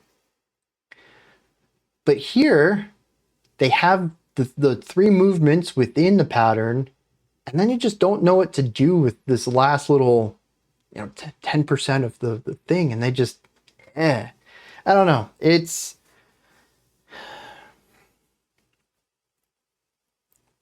I think there's good ideas here. It just never got pulled off. Maybe, I don't know, a little bit more time in the oven would have really perfected it. Maybe they don't have the chops to have perfected it, and honestly this was the best it was ever going to get from them. I don't know. I don't know these people. I don't know what their compositional powers are and their skill set. I think they were on the cusp of something right. It just kind of came off more awkward here. But let's dive into some lyrics. Let's see if anything in there maybe lines up with my experience with this track. All right, so before we get into lyrics, what I like to do in the middle of albums, give or take, is to look a little bit into some extra context for an album. And I went over to Metal Archives, and I was kind of curious just about general ideas, number of people in the group, what kind of instruments we're dealing with, if there's maybe an instrument that I've incorrectly labeled or totally not heard at all for some reason. We do have a 4-piece band here. 2 guitars, bass, drums. One of the guitarists is the vocalist. So I've pretty much called all of that properly. Now, something that I didn't know that changes my idea on things a little bit, because I don't know the back history of every single member. But regardless, this is Pallbearer's debut album. I don't know if this is each member's debut album, but it is the band as a whole. That changes my perspective on some things. Particularly with The Legend, that ending, I had mentioned that the rhythmic element was kind of obtuse and it never really clicked. Really great ideas, but the execution just didn't really grab me. And that might be because of their lack of experience. Again, I don't know if they had worked on music prior to this or if this was their first project, but it does sound like something that a band might do at the beginning that they hone in and get better at doing across their discography. And I see that they do have an album that came out last year called Mind Burns Alive, and I'm kind of curious where I sit with that compared to this album, Sorrow and Extinction. At least primarily these 3 songs. I'm assuming the next 20 minutes isn't really going to change my opinion too much of the album. We'll see as we get through it. They've been pretty consistent though, and I'm expecting more consistency to wrap this up. I think ultimately it's going to end up being a solid album, one that I have a lot of praise for, but not one that I'm going to come back to in the future. But I'd like to see if maybe they've expanded on any of this in their years of making music. I mean, their latest one is their 5th album. That's a lot of time to hone your craft. So that's kind of interesting that this is a debut, because honestly, aside from this one section that I think's a little odd, I really have had nothing but praise for them. The production, which I haven't really touched on much at all, I haven't brought up at all actually, is solid. It's fine. It's not too fuzzy, it's not lo-fi, it's not super clean and pristine either. It isn't clinical, it's right there in the middle. Perfect, just enough grit to give it its energy, but having that clarity of sound for everything as well. It still feels heavy, but doesn't feel, unlistenable in a sense. It doesn't feel like a debut album, which is big praise, especially for 2012. But then I went over to Genius and I looked at the band bio, which interesting stuff in there, but nothing that really altered my perception on any of this. But then I read this little description for this particular album, and it says Pallbearer's 2012 full-length debut that was met with critical acclaim, earning the #1 spot on Pitchfork's top 40 metal albums of 2012.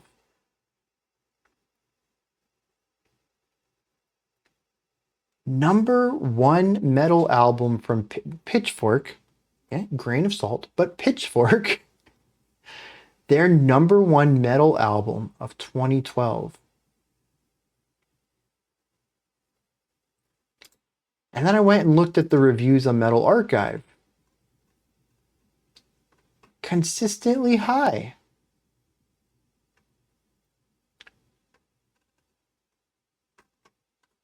This kind of intrigues me. Again, I don't want to say that this is a bad album by any means. There's a lot of good stuff going on in here, and it sounds way better than I would expect for a debut album. And maybe if you're a Doom fan, this really is right up your alley. But to me, aside from the first two tracks, which have some nice moments in them, but are also have plenty of sections that kind of just walk the line, kind of just static moments, hovering in that atmosphere, I would probably give this a solid, 7, 8 out of 10. And across the board, people are giving it hundreds, 100%, 90%, 95%. Pitchfork gave it #1 slot. This is one of those moments where I can appreciate the art, but it's not for me, and that certainly colors my relationship to it. Because apparently people love this album. And I find that to be really interesting. It's close to my experience so far. And it makes me curious. I'm trying not to get my expectations too high, but I'm curious if these last 20 minutes, they're going to be the point where I'm like, oh, dude, I get it now. Like, this is phenomenal. But I don't want to put that bar up there, because if it's more of the same, I don't want to be disappointed. But I found that to be rather interesting. I was not expecting it to have as much praise as it's gotten. That's pretty cool. To come out the door, or coming out the gate swinging, taking top spots with your debut album, that's impressive. Big props for Pallbearer for being able to pull that off within the metal community, which is not always a positive group from what I've seen. Anyways, let's hit some lyrics. And here we have another song of someone close to death. In fact, I talked about the legend kind of being a little under the other two musically, that it just wasn't bringing something unique to the table. Lyrically, this feels very close to Devoid of Redemption. The character doesn't seem to have as vile of a history, but it is still about someone speaking to death and kind of saying some of the same things we heard last track. It says, as I gaze from my tower, I can see him lurking, watching, flickering in the gloom light of funeral pyres, an immortal specter waiting in the shadows for his time to emerge and close my eyes forever. So that part is unique, much like the beginning of the legend musically, a cool start. From here, though, we begin to retread ground, particularly from Devoid of Redemption. It says, why does death seek me to inflict this curse upon my head, casting condemnation upon my wounded soul, no more to breathe the air, to feel the warmth of summer as I start to slip away, I know my time has come. So we go back to the idea of no more breath. I mean, that one is just taken word for word, basically, from the last song. But it also talks about how death is just something that is a void of things. No warmth, no air, no breath, no summer. And then to slip away. I know my time has come, just like in Devoid of Redemption, somebody on their deathbed, and we get their final moments, the final thoughts they have as they go into the void. And in this case, as they slip away is how it's described. But the idea is the same. And it made me think, is Foreigner a song about somebody on their deathbed? I don't think so. But I think the idea of a cosmic entity watching you from above, you getting shrouded in darkness and calling out for help as the shade overwhelms you, and presumably this entity consumes your body in a sense, losing yourself through it. It could be a visualization of death, the personification of death, getting you, hunting you down, finally catching you, and shepherding you to the afterlife, which is, as this album has consistently focused on in their understanding of death is a void. It's the nothingness of the non-existence. And I think having shade, darkness, literally creeping up and consuming this person, blackness, darkness, nothingness. I mean, maybe that's what Foreigner's about. It's not as clear as the other two, which have been definitely about, I'm a person on my deathbed, death stalks me. You can't misinterpret tracks 2 or 3. But I think you could take this angle to track 1 as well. That's going to take us into track 4, an offering of grief. While technically this is the second shortest track, all 3 of these middle tracks are 8 and some odd minutes long. They're all pretty much the same length. Let's dive into it. See what's going on in this penultimate track.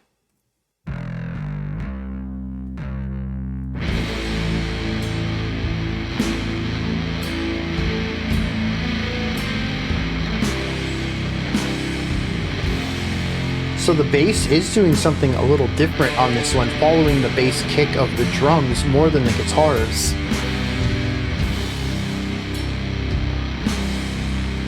I also think this is one of their slowest tracks.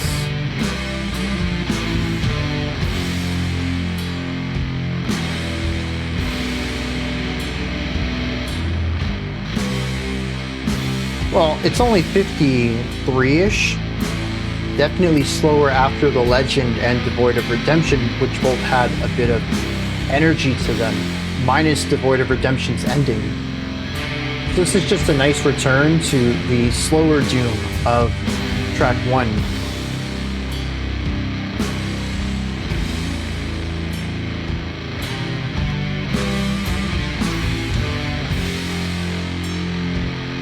A little bit of temporal imperfections here.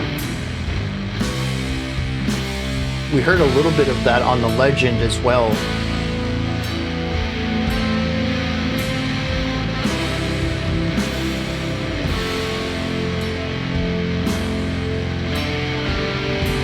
And by imperfections, I don't mean that it's a mistake. It's just a moment where they'll slow it down a little bit and bring it back up. And it's fairly consistent, so I think it's intentional, actually.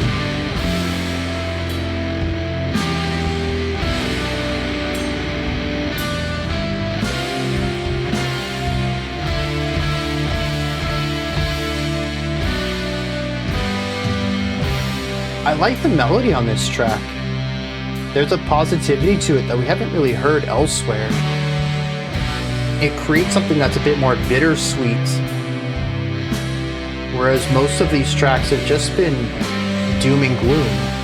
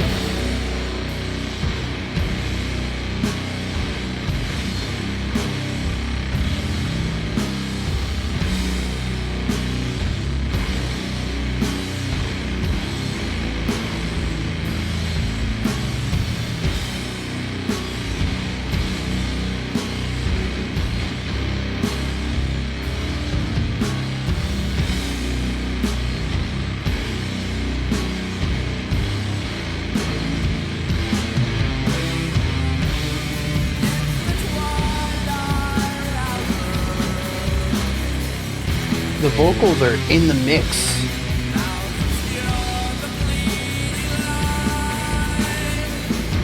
It's still present. You can still make them out above everything else. They just don't stand as high above the instruments. They're kind of in it now. Very cool.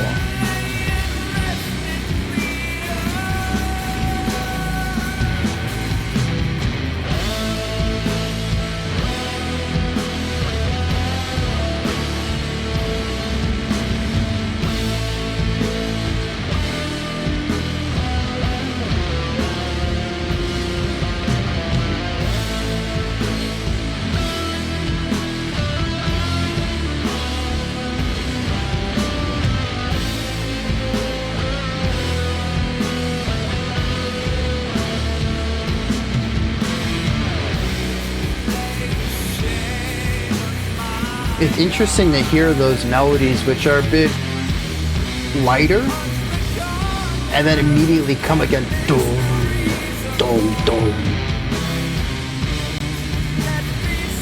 to be paired against these really low pedal tones.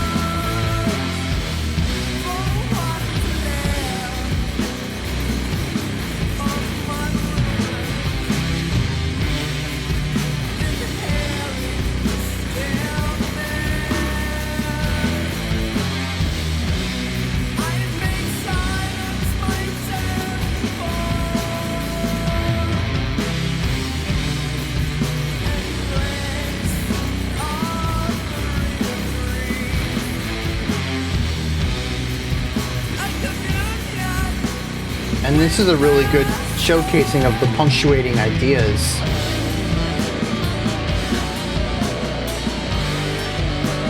Ooh.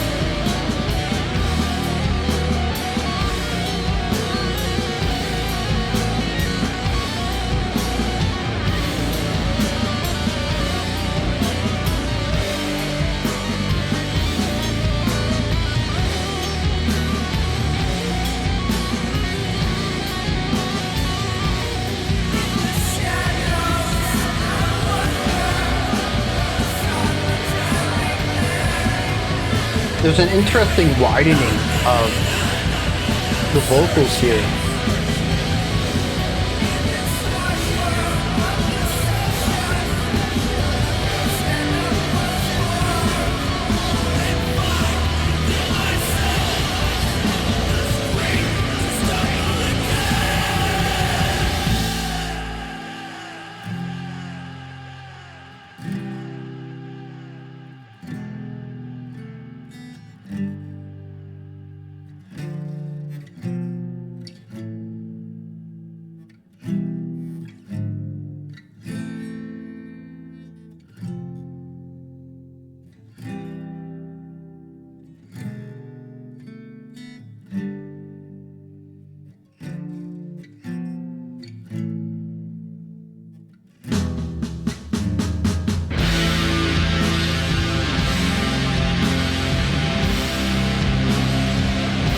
It would have been very cool to have the acoustic guitar still present underneath this, rather than simply passing its idea onto the electric.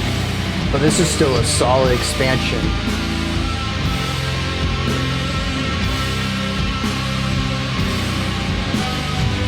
The distortion really amplifying the grit of that chord.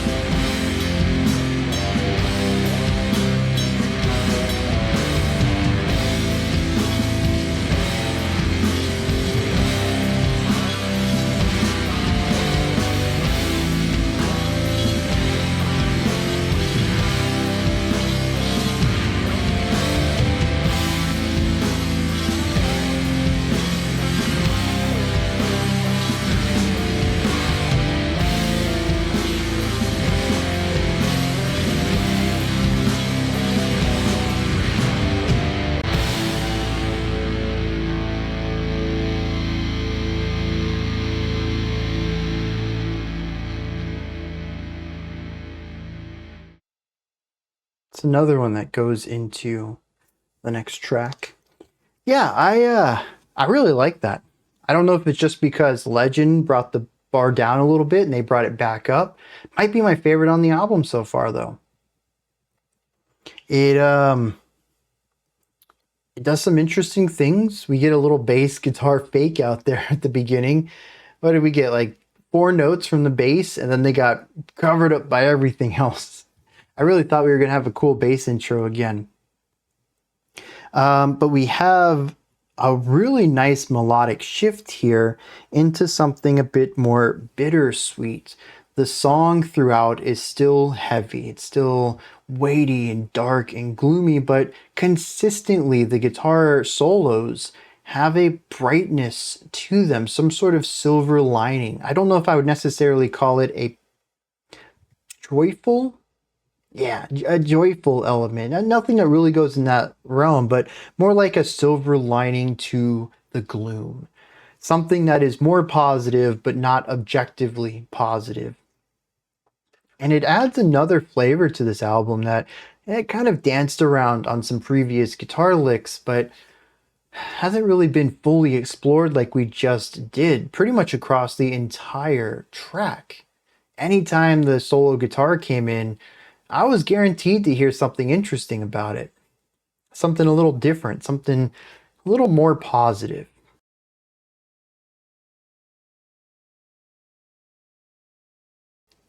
But it's not the only thing in here that we got that was a little more positive.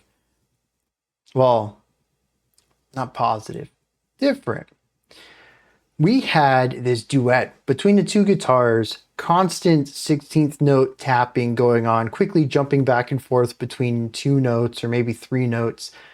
Two wildly different harmonies, though, creating this clashing harmonic sense. It's the first time they've really used dissonance in any sense throughout this album. And it creates something that ends up feeling very chaotic, very foreign, otherworldly.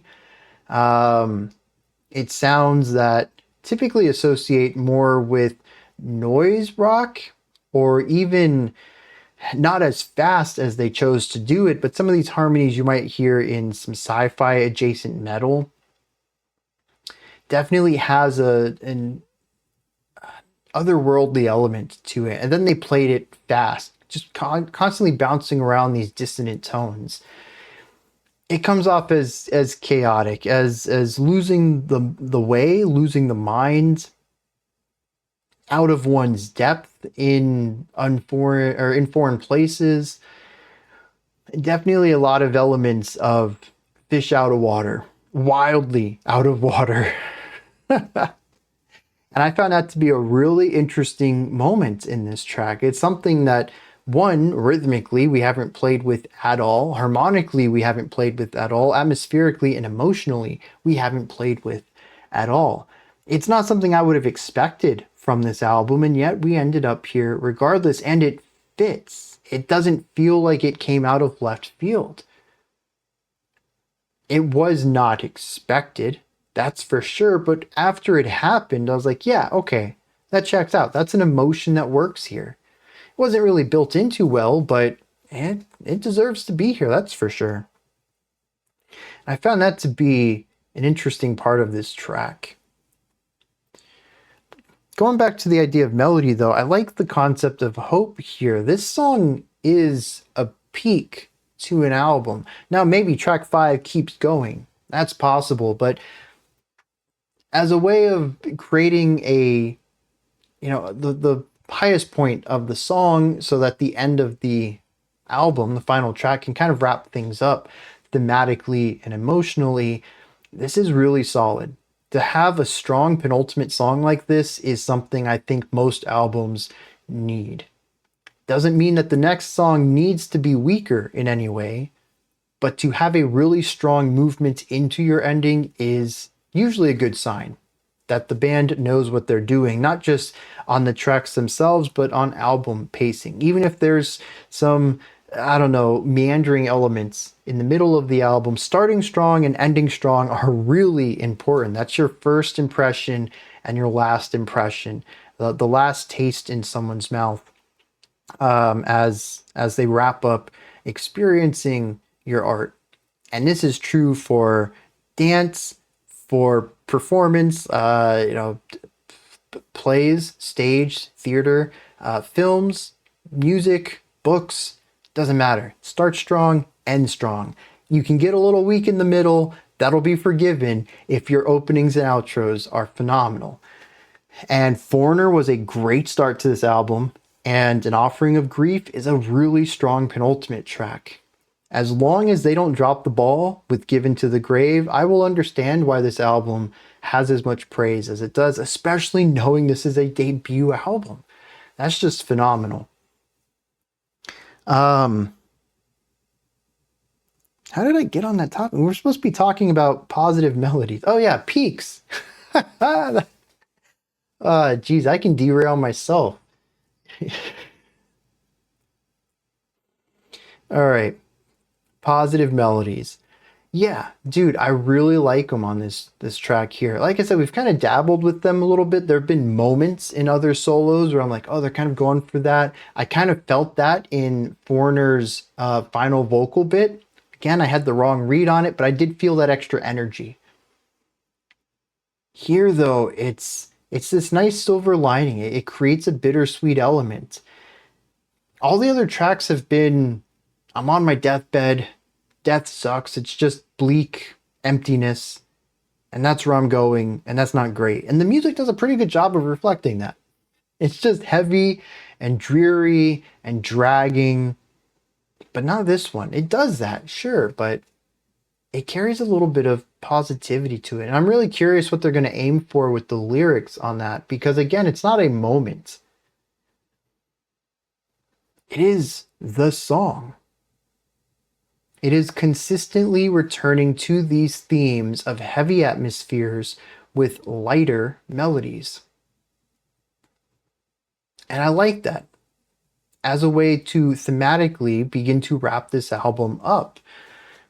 That might just be me because I'm not a big fan of just dwelling in darkness. I need it to mean something. And while I don't think a happy ending is the only way to get through some of that, I do think that having a bit of happiness, or at least in the very minimal self-reflection that leads to silver linings, like this was a bad experience, but it taught me this, and that's going to help me move on and do other things, better things with my life or something like that. Like that theme, I think works for me.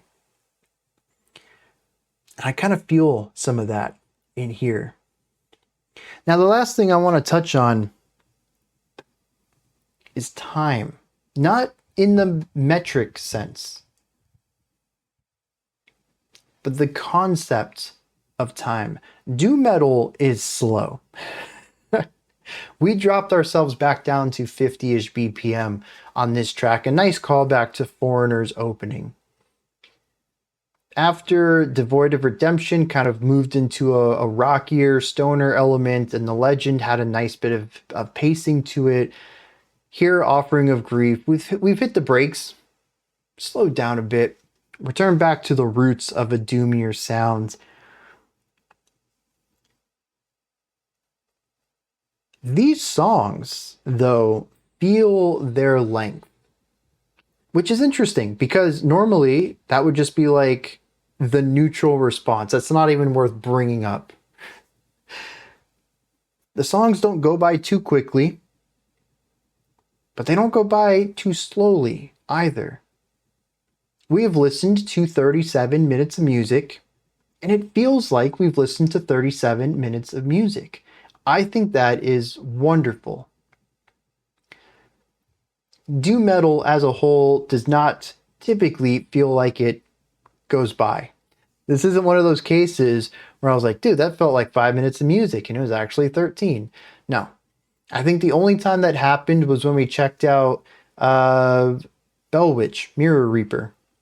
And that was like 80 minutes of music, and it didn't feel like 80 minutes of music. It felt like, 40 or 50.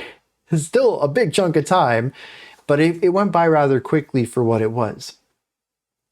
That's really the only time that doom metal's ever felt quick for me.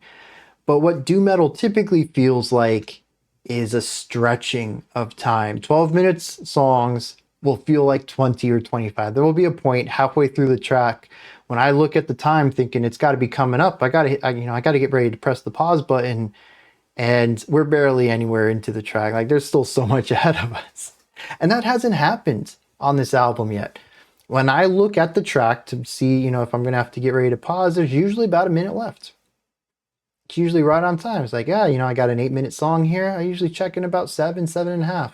Yeah, we're almost done. Let's get ready to hit pause. That's praise for me, I think, given how doom metal typically drags out for me, and that my experience with it is not generally positive. I'm having a good time with this one. And while there are moments that do stretch out a little bit, the pacing slows down a bit, I'd say generally this album is really well done as far as keeping things interesting and moving without losing that feeling of, sitting in this weight. None of this feels like it's fast. It is all still dragging and heavy and dreary. That's what you want with this type of music. That's what you want with these lyrics. I think the music and the lyrics, the themes all work together. And a lot of that is due to the pacing of the songs, but it never stagnates either. And walking, that's a very fine line, and it's going to be subjective too. Some of you may feel that this moves too quickly. You like your doom metal to stew a little bit more. But I'm finding this to be a really good pace for this type of music. All right, lyrics, and then we'll see how they wrap this one up.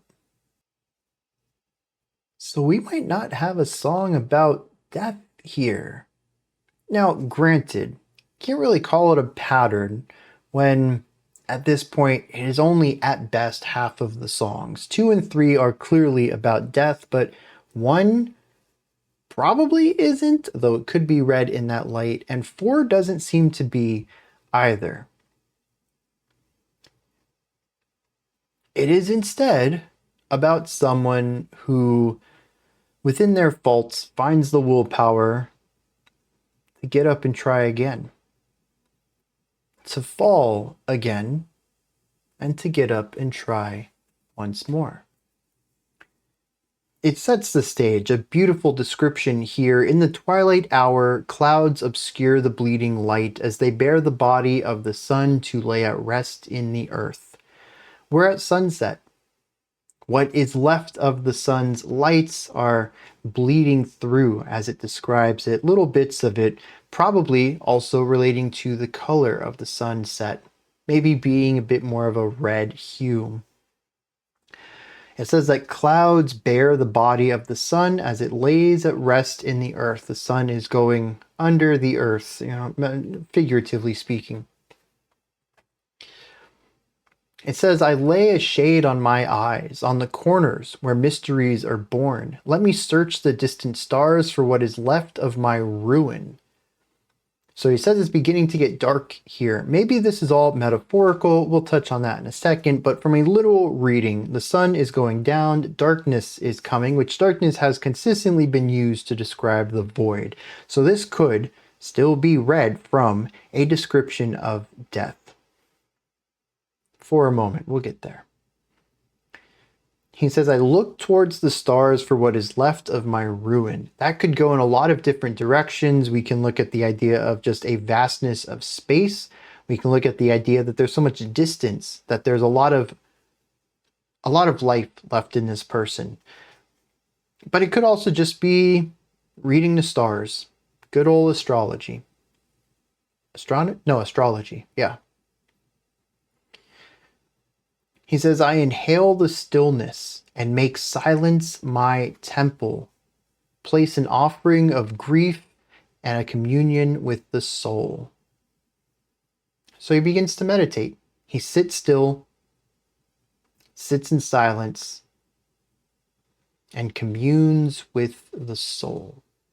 He says, in the shadows I wander, a solitary man, fearing not the hidden, but searching in this harsh world of deception. I will stand up once more and find within myself the strength to stumble again. This is failure. He says, there's so much in this world out to deceive me. And I will stand up again and push back against it, knowing I will stumble once again. But I will pull myself up after that as well. And now you can see why it's difficult to read some of those earlier ideas in the concept of death. It really felt like they were going that direction until this final stanza. And I think it's a really interesting concept here to say that this is just a person meditating, but I also view it as somebody who's just simply planning. life's going to get to me. There's going to be hardships ahead of me. I'm going to do my best to view them for what they are, try to anticipate them and juke them where I can, but I'm going to fall. I'm going to falter. And I'll search within to find the strength to get back up, knowing I'm not going to stand up forever, that I will fall again. I like that. It's a positive idea. What I don't get here is a strong correlation between the music and the lyrics, though. And I'm curious if someone else has a different read on the lyrics, or possibly even the music, that might be a little bit more synergistic.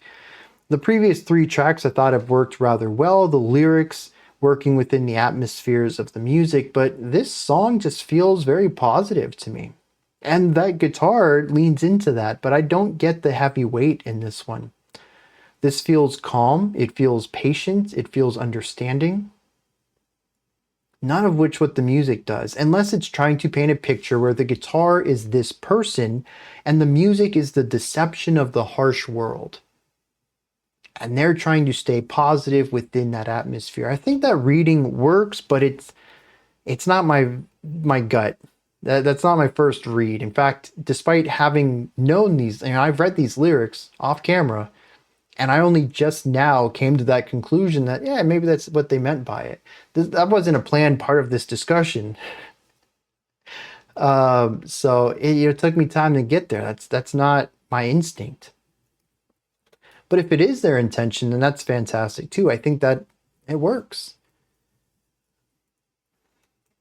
Interesting. So not only do we have a bit more of a positive, heightened track as our penultimate bit, as far as I read it, it is also a positive theme lyrically before we move into Given to the Grave, which feels like we're going to return to themes of death and non-existence, the afterlife in general.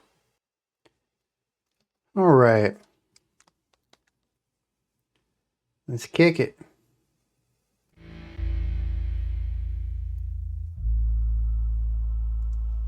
I wonder if there was what the consideration was for tracks that roll into each other. It's just 2 and 3 and 4 and 5, correct? I don't remember there being any lyrical ties between 2 and 3.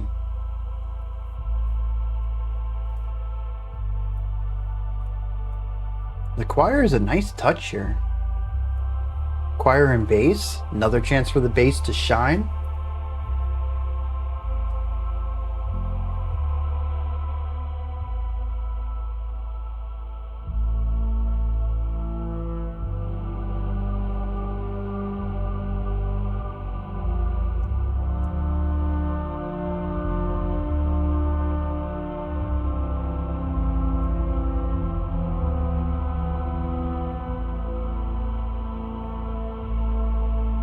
There's a part of me that really hopes this whole song, lower energy like this, I doubt it. But it really worked with the idea of track 4 being the peak and this being, yeah, I didn't think that was going to happen, but I really like that opening.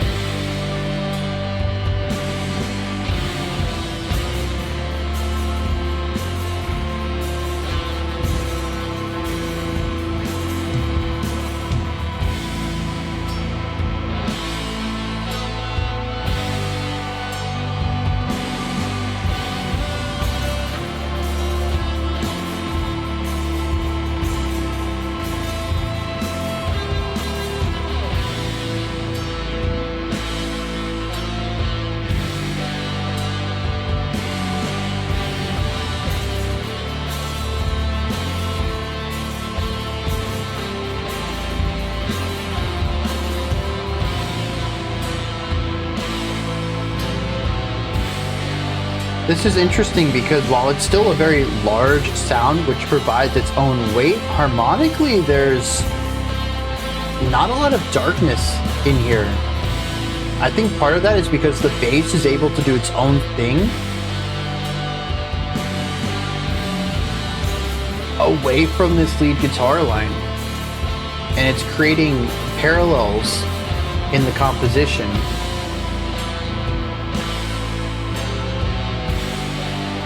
But there's also a harmonic difference. The chord progression is dark, but not dreary. What is the word I'm looking for here?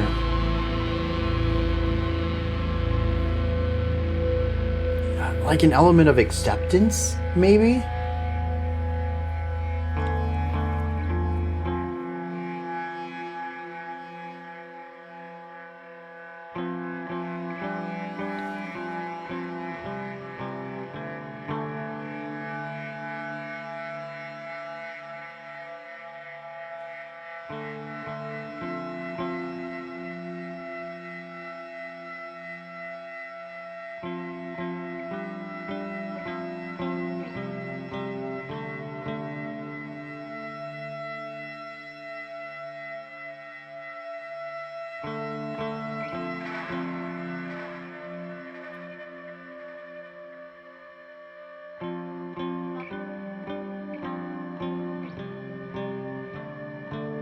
Yeah, see that right there? We dip down to the lower one, dum, dum, dum, dum. We kind of bring it back up.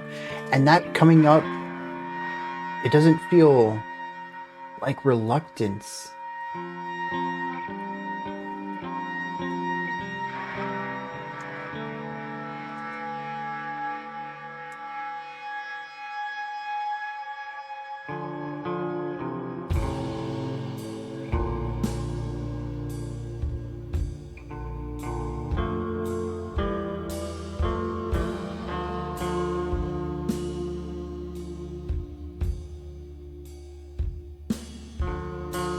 Yeah, okay, so it is somber. There is still a negative element to it, but it isn't overbearing.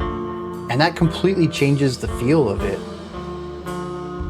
And that's not even just because this is a less large sound. It's even when we had the distorted guitars in the previous section. It's just, it lacks the weight.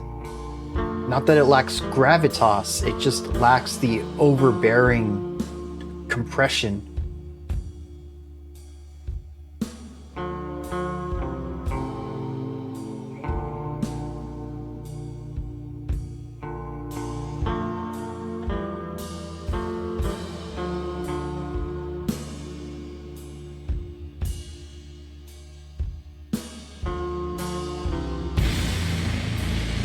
Well,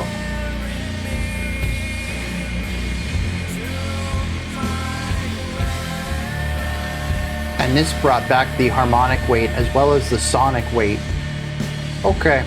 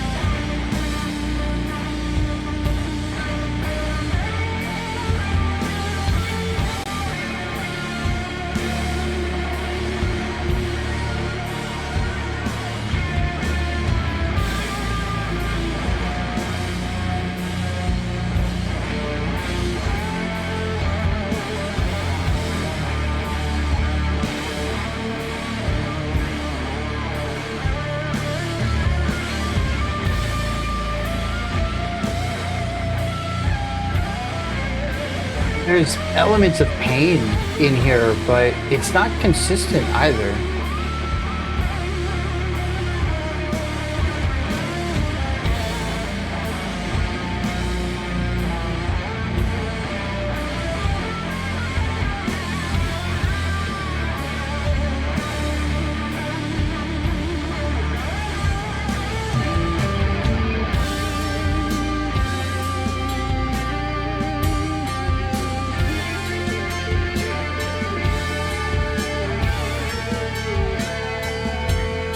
This is an interesting direction to take this too.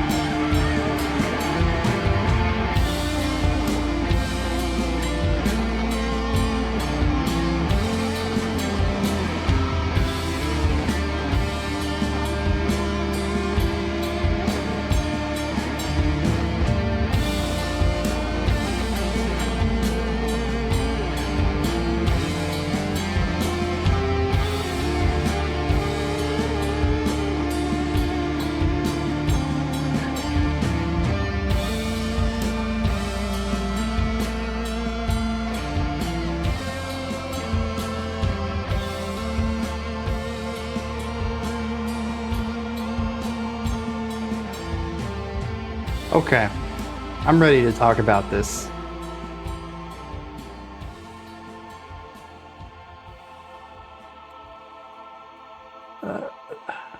Some pitch bends.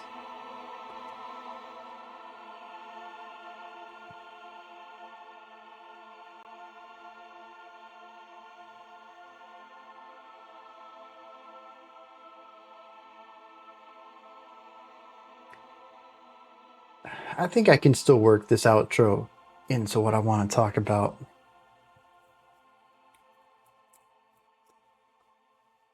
This is a cool track to wrap this album up on. I think it does a great job of bouncing off of the energy of track 4 and wrapping the song up.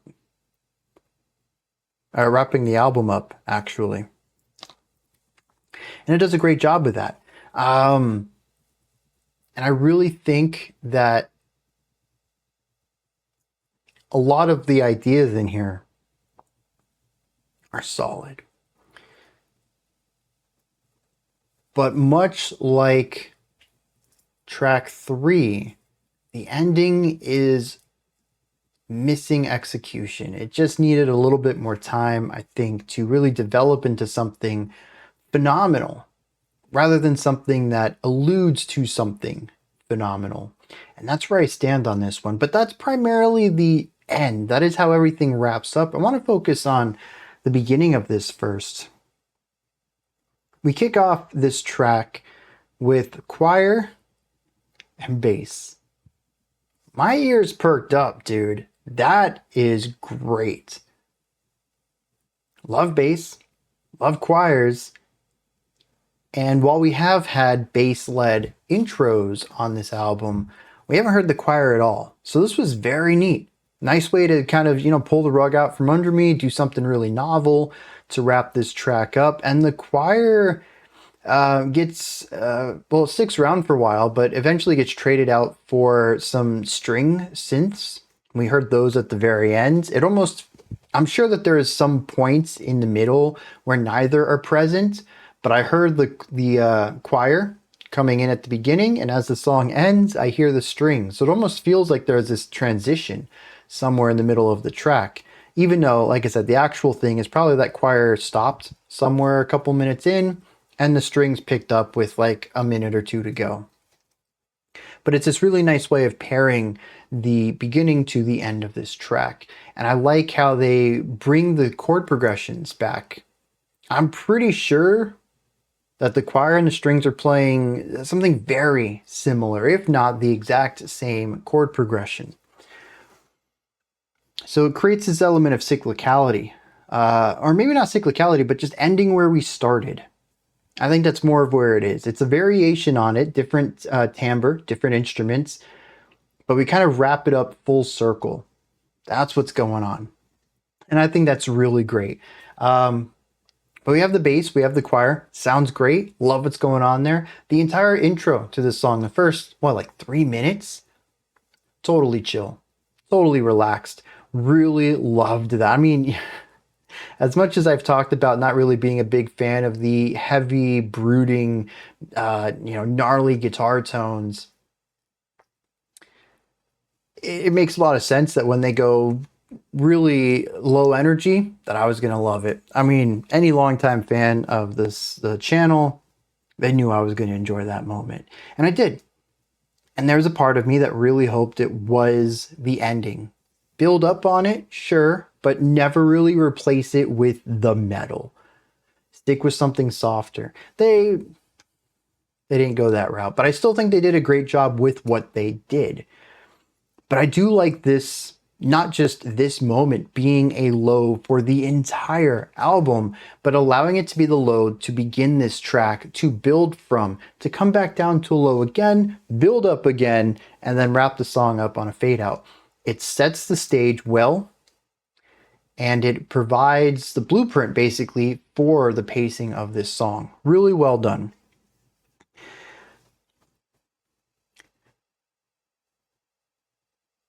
Now, within the rising and falling action, there are emotional movements in here.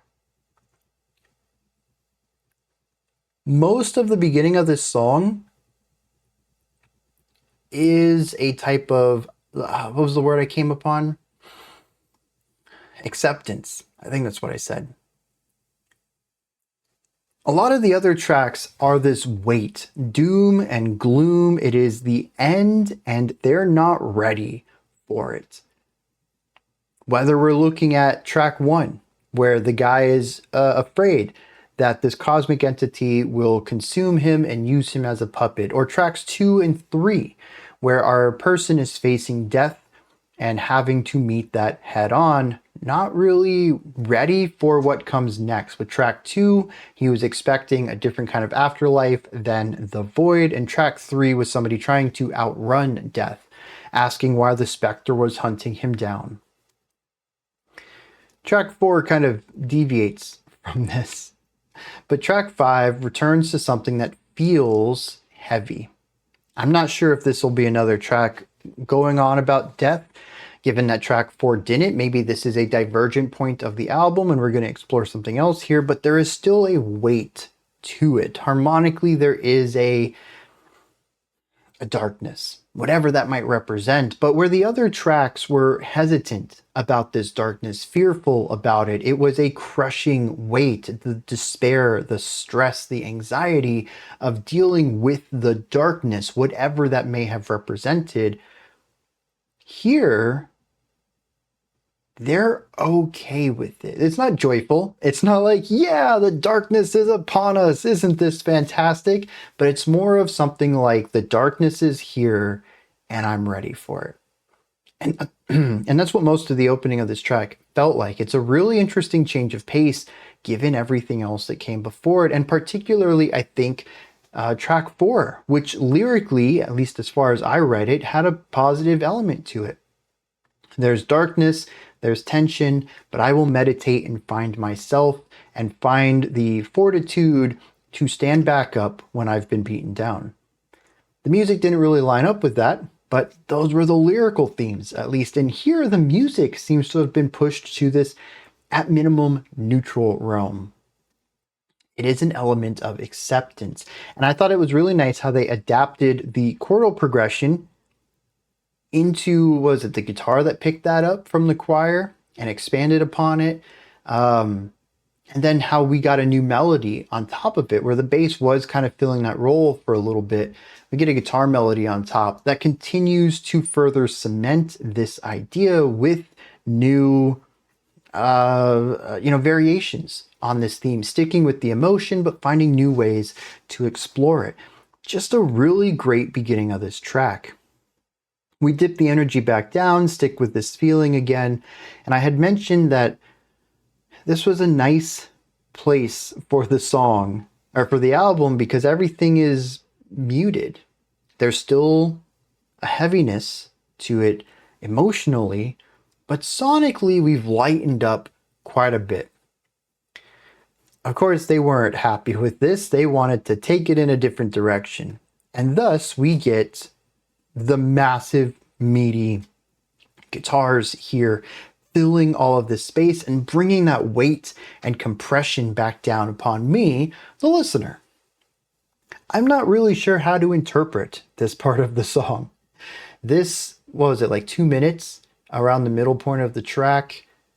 It kind of comes out of nowhere. I think it completely subverts the atmosphere that we had been exploring, and after we leave this section, we don't really return to it. So I'm curious what it's supposed to represent, but I did notice it came in with the vocals. And as the vocals sung, we added more layers to this. It became denser and heavier. And when the vocals quit, we went back to some lighter music. So maybe it's just that the vocalist feels comfortable in this sound. Although, other than track 4, the lyrics and the music tend to line up pretty well too. So maybe there's something to be read in this neutrality into heightened weight, back into a type of neutrality. I don't know, we'll have to get to the lyrics for that, but I did find this section to be a bit unexpected and ill-placed. And speaking about decisions that I don't get, we have the outro. This is where we're going to go back to the idea of really great ideas, not so great execution, calling back some of my criticisms from track 3's The Legend. Here we have 2 blues guitars duetting alongside each other over a bit more of a muted soundscape, but still focusing on this neutral heaviness, the acceptance of a darkness. Just saying that out loud, very cool. I think as a description of a section, I am totally behind that. And I really think that this should have been a great section, but I don't necessarily think that the melodies themselves worked well. I like to give artists the benefit of the doubt and assume that everything is picture perfect, everything is exactly where it was intended to be. But I have questions about this, simply because the 2 melodies very rarely interact in any sort of positive way. At best, they are just there. They don't impact each other's melody at all. It's just 2 guitar lines at the same time. But at worst, there's a lot of clashing harmonies here because it doesn't necessarily feel like these 2 are designed to fit from moment to moment. I don't think that they wrote this stuff down on sheet music and went by beat and said, does this dyad work? Does this dyad work? Does this dyad work? And go through every single combination of whatever 2 notes these instruments might be playing together. It simply feels like this guitar part was written, this guitar part was written, and then they were played together. And, again, intentionality. If this is what they wanted, I can read this as a type of chaotic ending. It doesn't really vibe well with the idea of acceptance here, but maybe for whatever reason, alongside this cool neutrality, they wanted this angry sort of clashing dissonance. 2 entities vying for the same space. I mean, after all, We had some interesting dual guitar work on the last track as well. So playing around with different harmonic properties using dual guitars as lead instruments, playing counterpoint, is kind of on the table. That's not too far outside of the realms for them. I'm just not understanding its purpose here. I really think that these two ideas could have worked together to create something congruent and thus upholding of each other's ideas. A true duet, understanding why this one works and why that one works, and allowing them to shift focus to be lead and then support, and then lead and then support, and allowing one to take the focus while the other plays more of a harmonic element. A proper, I guess, traditional style of a duet, rather than this, which sounds like dueling guitars. And that can be a cool idea. It's just, what does it mean here? It could be a clashing of ideals. Maybe it is supposed to be the fear of the darkness versus an acceptance of the darkness, and this is supposed to be their representation of that, but I don't really get that story either. One doesn't represent anything more than the other. Both solos feel rather similar.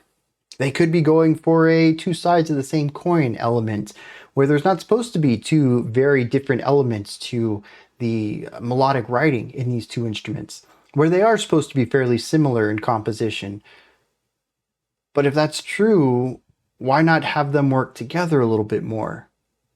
Two sides of the same coin implies that they need to work together. You can't separate one side of a coin. It's just the coin.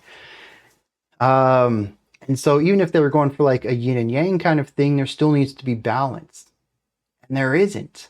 So there's an antagonism, but there isn't a difference in sound or goals or intentionality.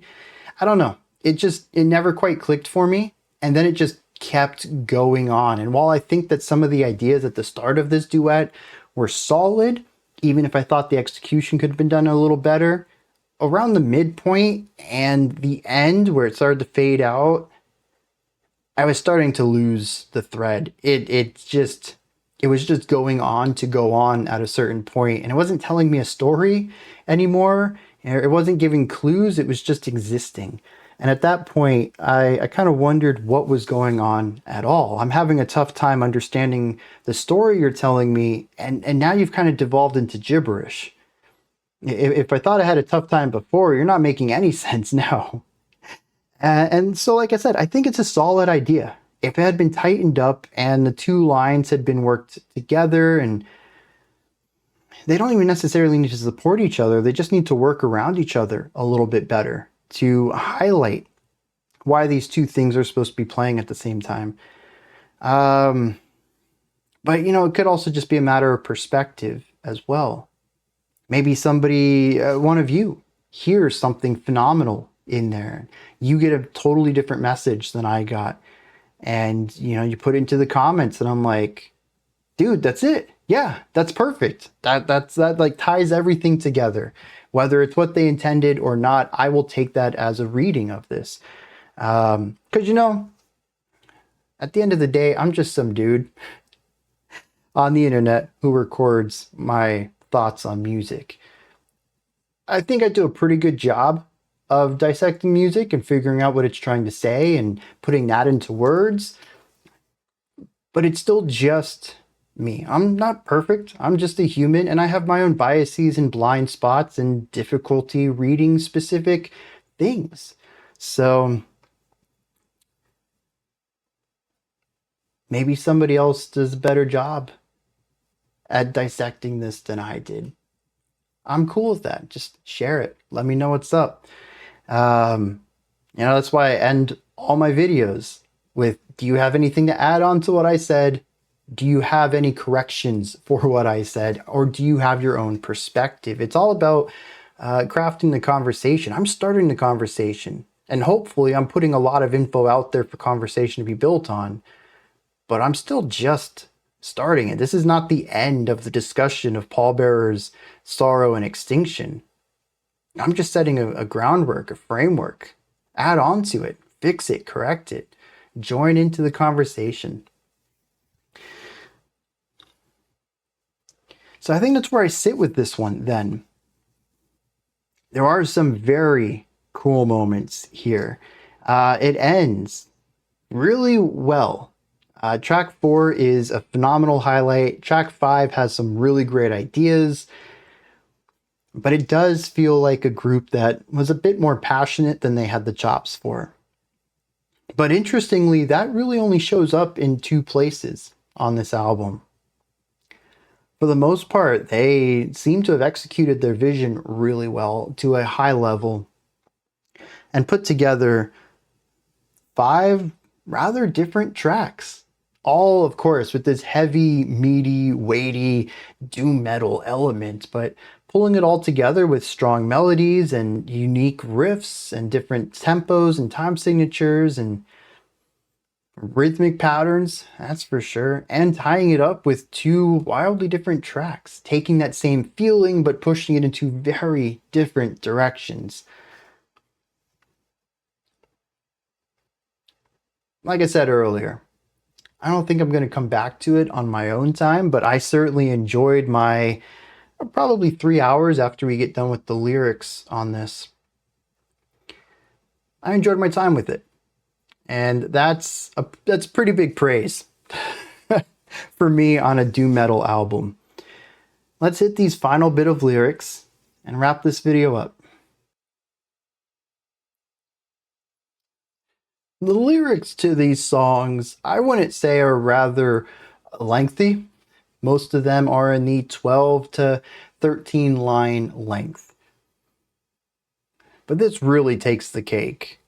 We have 4 lines, and instead of using metaphor like we saw in tracks 1 and 4, and I suppose a little bit in 3 there, as we talked about a literal specter of death, which is definitely more figurative. This one's just straightforward. It says, "Carry me to my grave, when at long last my journey has ended on the path that leads from here into oblivion, and no more sorrow can weigh me down."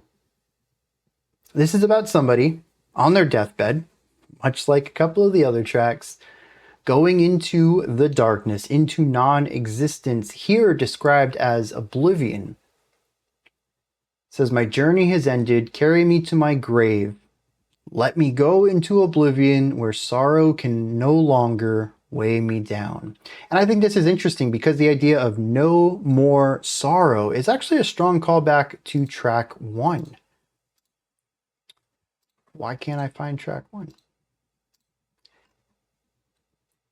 Wait, it wasn't track 1? It was track 2. Track 2 ends with the stanza, "No more time, no more breath, no more hope, no more dawn." It was about positivity. This was somebody who didn't want to go into non-existence. That the lack of time and breath and hope and dawn, time and beauty, sunrises, like this was a fear. He says, "The fear rose up in my throat as I thought about all of these things no longer being here." And we return back to the idea of no more blank. And here it's no more sorrow. It's been recontextualized. We are taking it to see a positive in death as a removal of the negative elements. I think that's really nice, bringing it back to the beginning of the album, but looking at it from a different perspective. And I think that this idea of being ready for death, being ready for non-existence, is met in a more positive manner. I don't know if I'd necessarily call this joy, and the music certainly doesn't go in that direction, but it does have that silver lining acceptance to it. What I don't see here, though, is any sort of clashing emotions. I still have no idea what the dueling guitars are at the end, other than the guitarists wanted to show off a little bit.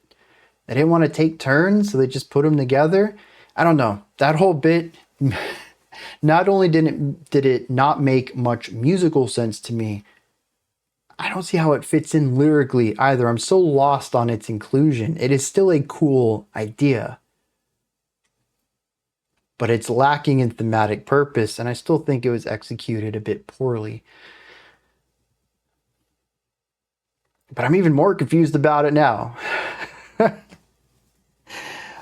Geez. All right, that's gonna wrap this one up. I kind of already gave my final thoughts on this. I enjoyed my time with it. It went by quickly, you know. Not like it breezed by, but like I said earlier, doom metal kind of drags for me, and this never did. So I quite enjoyed this. Yeah, let's wrap this one up. These are my thoughts. Pallbearer's Sorrow and Extinction. Oh, I've said the album title a couple of times now, but only now that I really think about those words. This whole album is just sorrow and death. It's heavyweight and death. Although I still don't know what's up with track 4. That subverts the entire thing. It's not really sorrowful, and it doesn't really talk about death much. And Foreigner, the first track, is sorrowful, but a form of death, I suppose, maybe.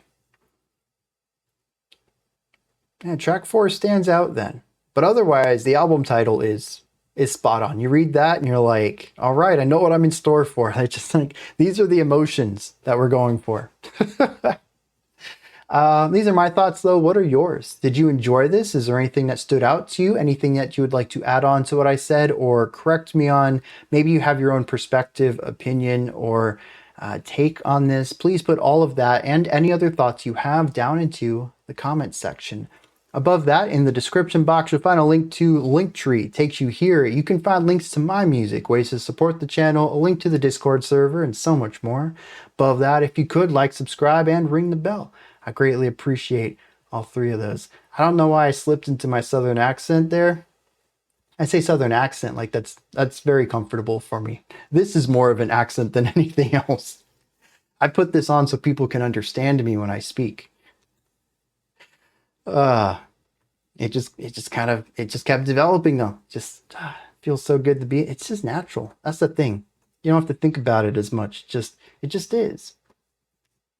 Anyways, we're gonna wrap this one up. I'll be back tomorrow, 11 a.m. Eastern Standard Time, 3 p.m. UTC. We have a live stream going on. Usually goes for about 2 hours. We just hang out, chit chat, talk, all sorts of stuff. Sometimes about music, sometimes about games or things that happened in life or language, genres. It's a real chill time. We listen to music too. We have 11 tracks set up for tomorrow. Actually, there might be 10. I think there's 10 tracks set up for tomorrow, and we will listen to all 10 alongside all of the fun banter and discussion. It is a blast. If you can make it to that, I highly suggest you do. Otherwise, though, the video will be available afterwards if anyone wants to watch that not live, pre-recorded. There's got to be a good term for that, and I just can't think of what it is. And Monday at 5 p.m. Eastern, we will return with next week's theme. Until next time, remember to be critical, not cynical, with the music you listen to, and have a fantastic morning, afternoon, or evening, whenever you choose to watch my videos.